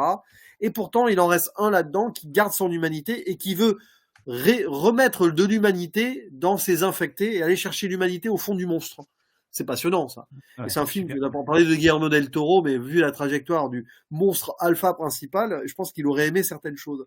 Voilà, c'est un film qui questionne l'humain et le monstre, et finalement, derrière, l'humain peut être encore plus monstrueux que des créatures qui ne seraient plus humaines. C'est vrai que ce film, à travers la secte des Jimmy, là, par exemple, je crois que tu as beaucoup aimé aussi, évidemment. Ah oui, totalement. Philosophiquement parlant, on n'est pas si éloigné, même si c'est très différent, évidemment, dans le genre, enfin, dans le côté apocalyptique et tout. On n'est pas si éloigné, thématiquement et philosophiquement parlant, du Chabrol, indirectement, sur questionner l'humain qui est capable de tout. Et alors, il y a un autre truc aussi sur lequel je ferais lien, mais c'est peut-être une question plutôt de ressenti. Mais il y a ce truc-là où c'est un film qui s'inscrit dans un genre, exactement comme l'est le cas, parce qu'on est dans GOC, c'est le cas aussi que La Bête meurt, mais c'est un film qui justement ne va pas te brosser dans le sens du poil du genre, si je puis dire, ou de ce que tu attends d'un genre. C'est un film qui est assez déstabilisant en fait, qui va pas vraiment là où tu as envie qu'il aille. Je trouve qu'il y a ce truc-là de commun où c'est des films qui n'ont pas une expression évidente du genre ou classique du genre, qui vont continuellement te retourner, t'emmener dans des sens dans des directions dans lesquelles tu t'attends pas, et c'est assez déstabilisant, et c'est ça qui est chouette et rafraîchissant. Et putain, il y a un geste romérien, alors pas romérien, pas Éric Romer, parce que t'es un pote de Chabrol et tout, non, Romero-rien, enfin Georges Romero, notamment avec, on se souvient dans Le Jour des Morts Vivants, Bob. Bobo, Voilà, ouais. Comment chercher l'humanité cachée encore peut-être dans les tréfonds du zombie / infecté. Et je pense que c'était une des grandes influences de Alex Garland qui a écrit le film. Peut-être un hommage à un des maîtres aussi de ce style de film-là, qui allait chercher la monstruosité et l'humanité restante encore dans un monde infecté, on va dire. Ouais. Même si notre monde aussi indirectement peut être infecté par une autre forme de mal, voilà, monétaire, de domination et tout. Et quand on voit les actualités tous les jours, on se demande si au final les infectés ne sont pas déjà parmi nous. Voilà. Non mais quelque part, on n'a pas besoin d'avoir des films avec des zombies et tout pour se poser des questions des fois. Hein. Tout à fait. Le réel fait plus peur. Le réel fait plus peur que la fiction parfois. Hein, ah bah totalement. Et c'est pour ça que d'ailleurs que Bon Temple montre à quel point en fait effectivement les humains font bien plus peur que la créature mythologique qui arpente son univers post-apocalyptique. Finalement, c'est le plus terre à terre, c'est les êtres humains qui sont là le plus terrifiants aussi. Donc c'est totalement raccord. Et en plus, Alex Garland est aussi au passage un scénariste qui quand même globalement est très très a une critique du patriarcat quand même bien développée depuis quelques films déjà, ce que fait aussi dans une certaine mesure ici, pour ne pas dire dans une mesure certaine, Claude Chabrol ici aussi dans Que la vêtement. Je trouve Oui, qu'il y a plein de liens à établir. Hein. il questionne cette emprise bourgeoise, souvent Ouais. masculine, Mais souvent fatalement, masculine, évidemment. voilà. Voilà. C'est une très bonne reco parce qu'il faut aller voir. Ce serait triste Bah, qu'on il ait faut pas le le voir, troisième en voilà. plus. Alors, Voilà. j'espère qu'il sera encore à l'affiche au moment où, parce que là, il va être en fin de course, malheureusement, à cause Malheureusement, ouais. des mauvais retours. Eh bien, moi, ma recommandation est. Alors, c'est du genre. C'est français, pour le coup, je suis resté sur du français. Mais c'est hasardeux, hein, parce que ça aurait pu être autre chose. Mais alors, j'avais hésité, mais je pense qu'en fait, on en a parlé tout à l'heure d'un autre film, mais je pense qu'on va le garder pour un GOG, parce que j'ai envie qu'on le fasse, le film de Oui, Sébastien Marnier, L'origine du mal. Donc, je ne vais pas le recommander maintenant, si ce n'est. Je le recommande, allez le voir quand même, mais je c'est pense ça, on qu'on le en recommande parlera. quand même. Voilà, on Je le recommande recommande quand tous les même. films, parce qu'à l'heure de la sortie aussi, Qui est qui est génial très, aussi. dans un, voilà, très carpenterien aussi, peut-être. Voilà. Que j'ai Voilà. pas vu depuis des lustres et que on va parcourir la cinématographie de Oui. Mais je Sébastien pense Marnier à un moment que, donné. voilà, c'est ça. Il faut qu'on le fasse. Et toi, tu vas parler, tu veux recommander un film dont on a déjà parlé, non? Le gars, il fait semblant de pas comprendre, mais quand même, indirectement. Mais un petit peu quand même, parce que c'est un film qui s'appelle La Traque. On a parlé de La Traque de Serge Leroy. Là, je Oui. vous parle de La Traque de Antoine Blossier, qu'il a co-scénarisé avec Éric Vogel, qui est un critique qu'on retrouve notamment sur Capture Mag en particulier. Donc, c'est une co-scénarisation. Et c'est un film très intéressant. Alors, c'est un survival. Moi, j'aime bien le décrire comme ça, comme un mélange entre Razorback, donc de Russell Mulcahy, et alors dans un contexte un peu chabrolien, c'est-à-dire que le côté, on va aller topsier une famille bourgeoise qui, pour le coup, là, sont des industriels qui vivent en pleine campagne, qui sont des petits bourgeois qui tiennent une industrie et qui, dans cette industrie, pour le coup, qui est plutôt agricole, font des trucs qui sont pas bien. Pour rester très vague, à tel point que les animaux qui sont autour s'en retrouvent fortement modifiés. Il y a un truc vachement intéressant. Il y a tout le contexte, tous les 10-15 premières minutes sont très très chabroliennes pour le coup, parce qu'on est vraiment dans une baraque de petits bourgeois, dans un manoir de petits bourgeois qui discutent de leurs affaires, etc. Avec les tensions qu'il y a autour de ça, les tensions entre les frères, les sœurs, etc. Le père, le gendre. Il y a un truc qui est vraiment intéressant. Et après, donc le film devient beaucoup plus un survival forestier. Globalement, il y a autour de la maison des choses étranges qui se passent et les personnes, on va dire une partie des membres de la famille, en tous les cas les enfants et le gendre, vont partir traquer un animal qui tuerait leurs animaux, leurs propres bêtes à eux pour le coup, puisqu'ils retrouvent notamment des biches, des cerfs, des animaux qui sont un peu massacrés partout par un gros sanglier. Et donc ils vont partir une nuit, organiser une traque pour tuer ce gros sanglier et essayer de débarrasser un petit peu le coin de ces dangers. Et donc le film, pour le coup, part ensuite dans une approche vraiment très survival. Alors quand je dis Razorback, c'est parce que c'est un film de gros sangliers, c'est un film de monstres. Mais ce qui est intéressant, c'est qu'il y a la même, je dirais qu'il y a le même double récit, si je puis dire. Il y a ce côté où on traite effectivement cette petite bourgeoisie industrielle, et puis pour le coup le côté industrie agricole qui amène des questionnements écologiques intéressants. Et à côté, on a un film de monstres avec voilà, ces sangliers un peu mutants dans une forêt. Et à côté de ça, tu vois, comme dans Razorback, où Razorback, il y a effectivement ce récit de sanglier géant, mais dans Razorback, c'est aussi un redneck movie de Spotation, finalement plutôt d'un genre complètement différent. Donc c'est intéressant, il y a ce truc-là, on est entre deux eaux, même si effectivement, contrairement à Razorback, qui maintient quand même beaucoup plus cet entre deux eaux, là on va quand même beaucoup plus partir assez vite vers le survival. Mais voilà, je trouve que pour l'introduction qui est un peu chabrolienne, et puis le fait que ce soit un petit film de monstres qui est plutôt chouette, plutôt intéressante et qui montre dans une certaine mesure que le monstre n'est pas là où on croit qu'il est. C'est un film très intéressant. Vraiment, Après, voilà, c'est une petite série B qui vaut ce qu'il vaut, qui a pas mal de petits soucis d'écriture, qui est, en termes d'effets spéciaux, qui fait partie un petit peu de ces B-movies du début des années 2000. Alors, ça doit dater de 2010, celui-là, ou 2012, 2010, je crois. Évidemment que le film c'est un petit budget, c'est à l'époque où il y avait une petite résurgence du cinéma, c'est l'époque de la horde de Yannick Dahan, c'est l'époque à peu près aussi de Haute Tension d'Aja, donc on est sur des petits budgets quand même, donc là quand on fait un film de monstre un peu ambitieux, c'est un peu difficile, mais c'est intéressant quand même, et il arrive à se démerder avec son maigre budget pour qu'on y croit quand même à ces gros sangliers. Et puis il y a Bérénice Bejo dedans qui est vachement bien aussi, et qui est vachement mieux que dans son autre film de monstre dont on a parlé malheureusement de Xavier Jeance, sorti sur Netflix il y a quelques temps déjà, qui s'appelle Sous la Seine, qui était aussi un film de monstre avec Bérénice Bejo, mais je trouve que pour le coup celui-là il est vachement plus cool. Voilà. Eh ben, à découvrir. C'est vrai que j'ai vu Razorback il y a pas longtemps, mais j'en ai entendu parler de la traque. Je crois que ça avait pas mal divisé d'ailleurs. Oui, à la totalement, sortie. oui. Il Après, y faut a, pas il y le a eu prendre plein pour de autre la chose que traque. c'est. Il y en a eu plein de la traque. Hein. Et on en profite pour vous reconseiller celui de Ah, Serge mais Leroy tellement. et notre émission de l'époque, qui est Ah, bah, pas joyeux comme film. C'est un film pas joyeux du tout. Voilà. Peut-être bah, encore je crois, pire que la bête meurt. Hein. bah après, je crois qu'on boucle la boucle parce qu'on a parlé au début de l'épisode de la grande tristesse et de la grande misanthropie de la plupart des films dont on parle dans Gok.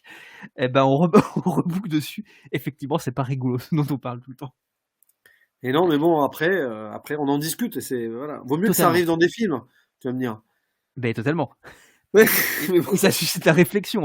Au moins ça suscite voilà, la prise de conscience de certaines choses. Et je trouve que c'est riche, mine de rien. Je vais pas refaire une parenthèse sur le film de vengeance, mais je pense que le film de vengeance est important pour ça, en fait.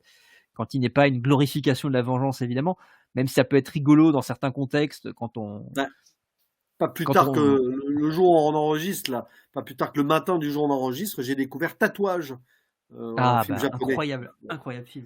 Et Tatouage, c'est un film de vengeance qui, voilà, tel est prix qu'il croyait prendre, hein, j'ai envie de dire, dans les toiles de l'araignée. Voilà. Ça, Restez ça, ça, vague. ça me fait plaisir que tu le reglisses au conseil tatouage aussi, parce que c'est un film Allez, on incroyable conseille Tatouage de Musumura. Voilà, c'est... que j'ai vu extrêmement jeune et qui a été un film qui m'a énormément marqué, en fait, vraiment beaucoup. Et puis c'est un Et, réalisateur, Yasuzo Masumura, dont on parle peu et qui a quand même créé un autre cinéma japonais, quand même un peu plus subversif, quand même, dans les années 60. Voilà. et puis Et là- la bête aveugle, on y reviendra. Ah bah tiens, aussi. Il y Il y a a eu la un femme de film. Seisaku aussi. Enfin, Voilà. des trucs bien âpres hein, quand même. Hein, voilà. Ouais. Qui a d'ailleurs probablement inspiré, je me suis rendu compte de ça ce matin, mais on en reparlera peut-être un peu Takashi Miike quand même. Je Ah le bah, sens. Ah moi je le sens un petit peu. Voilà. Tout est lié. Parce que Takashi Miike, bien sûr, on va y revenir bientôt nous aussi. Ah mais c'est très bien, comme ça tu fais le lien. Je mettrai quand même en lien le dernier Takeshi Miike aussi qu'on a fait sur ta chaîne ici. Oui, le Miike de Noël, c'est vrai. Le Miike de Noël, voilà, The Great Yokai War. Donc vous irez, voilà, vous irez voir, c'est cool. C'est mignon. C'est très mignon, voilà. Enfin, c'est mignon façon Mickey, attention. Oui, voilà. Bah merci mon cher Julien, vraiment merci pour ce bel échange. Mais merci à toi, toujours un plaisir, que ce soit dans les GOC, dans les journaux de Mickey et bientôt peut-être Oui. autres, parce que de toute façon, Mais tout se regroupe. c'est On a exponentiel. déjà une idée pour un Dear Horror Movie quelque part dans l'année. Oui. Qui risque de pas être piqué des hannetons aussi. Voilà, Ah bah, on est d'accord. où ce sera ni en France ni au Japon, d'ailleurs, on peut le dire, mais voilà. Oui, c'est vrai. On revient, on sera en Europe quand même, mais Oui. voilà. Ah, mais c'est une Europe. Ouais, Oui, on y c'est reviendra. vrai. On y revient tout à On fait. peut se poser la question de si vraiment c'est en Europe, en fait. Oui, c'est vrai. En réalité, oui, c'est vrai. Tu as raison. C'est un peu nulle part et ailleurs et partout à la fois. Voilà. C'est un beau teasing. Vraiment, ça va être un très très bel épisode. Donc, donc on se retrouve donc pour un prochain épisode de GOK, un prochain épisode de Dear Horror Movie aussi, donc qui vient d'être teasé, et puis un prochain épisode du journal de Mickey évidemment. Mais après c'est des critiques par défaut dans le Voilà, titre. et après c'est critique, voilà, tout à fait. Merci mon cher Julien. Et puis bah écoute, bonne année 2026 encore à toi, puisque c'est le début, on peut le redire. Bonnes années, on est encore en janvier, on peut encore souhaiter la bonne année aux gens. Voilà, on peut se faire plaisir. Et puis merci à tous les auditeurs, bonne année à tous, et puis à très bientôt. Salut. Et à très bientôt. Bisous. Bisous.